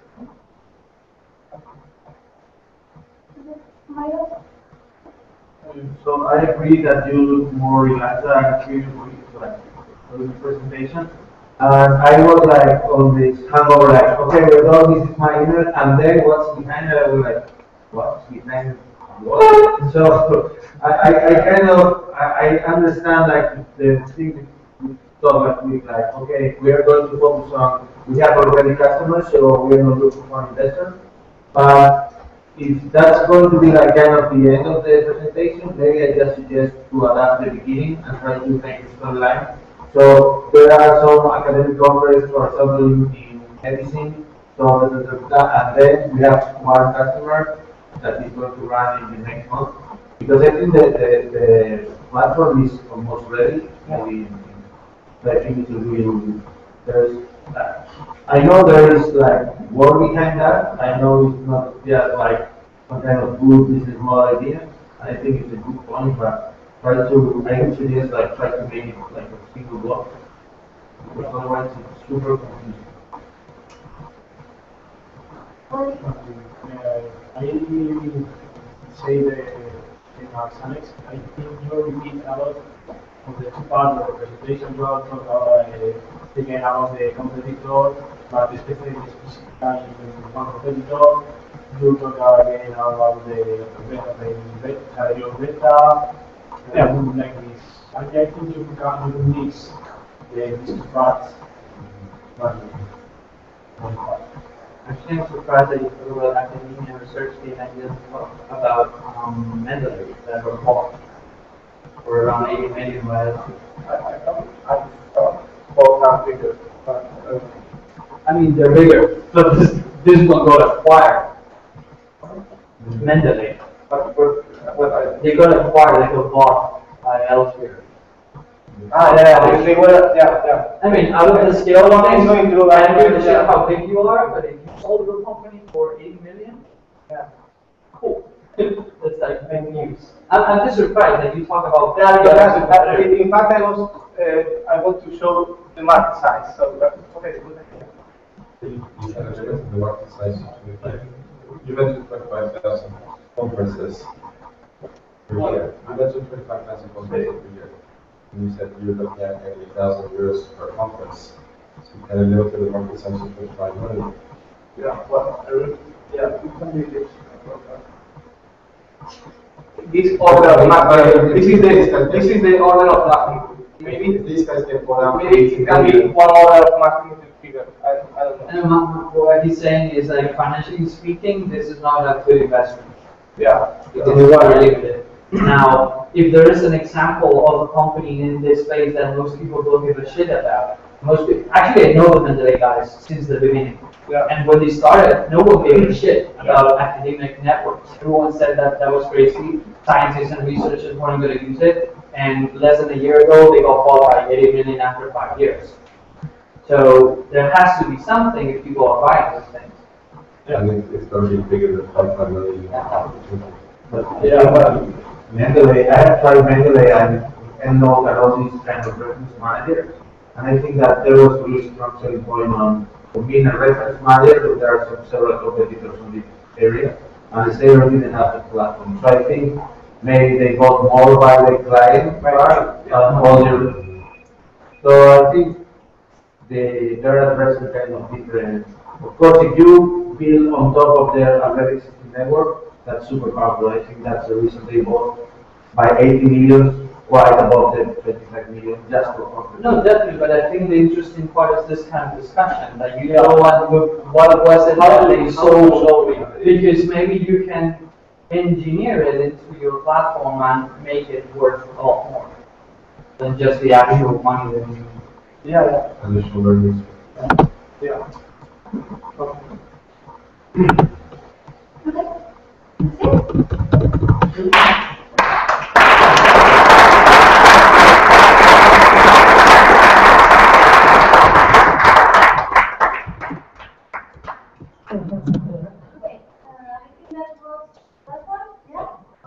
Very good. This is the last session for the audience. If you have any questions regarding demo day, now it's the moment. What's about? What? What's about? The timing. Okay, the demo day is your graduation. Okay, it's a party. You prepare your teams. You bring 3 minutes. drink. No, we're not working with the before. Before or after? Before. If we get that break, and if not, then we have the bar like every Wednesday. So your things, 3 minutes, 1 minute your video. Please don't put logins or wishes like that. Just interesting things. You do your minute very well. And that's it. Just show us how much time you work and how patient your startup are. How long is it? 1 minute. 1 minute. 1 minute. Okay? So 3 minutes? And it's more than enough. If you have a longer video, then people are not going to pay attention. And yes, about the demo. Okay, yes, your demo working. Okay, something else. Yeah. The video is mandatory, or they can try to do a live demo? The video is not mandatory, but I recommend it very strongly. Most of the time, you are nervous, wireless failed, everything failed. Send us the demo by email and also bring it in a USB. I would suggest if you don't want to play a video, take snapshots of the demo and put them. But make sure that they look, first of all, real and first of all, updated. So as we were saying before, in your case that you were using data visualization, hey, show me something that happened 1 hour ago. I think one of the most powerful presentations I've ever seen was the founder and CEO of Bonilla. He gave us a talk some years ago, and he came on stage and he showed the pictures of a meetup he just attended like 1 hour before coming on the stage. And it was like amazing, like, holy shit, this guy like retouched the presentation to put something that was like happening just 1 hour ago. So instead of maybe using the video, another option is to put in the screenshots. Just as long as it looks real and it looks that there's something real behind it and updated, it's at least from my point of view, a safer way of doing it, because you have control over the slides, you have control of the speed of what's coming. If you're going to use videos, make sure you've tried it before, all the timings, to make sure that you can talk over it, that it doesn't go too fast. Remember that you're going to get very nervous here on stage. We saw this today. You guys are awesome, because at the final day, you did fantastically well. Then we go to a conference, and people start introducing themselves, and you go like, I was like, what the fuck, guys, you did fantastically well before. So always remember that when there's new people or more bigger audience, you will get nervous. So you might just play with a safe margin.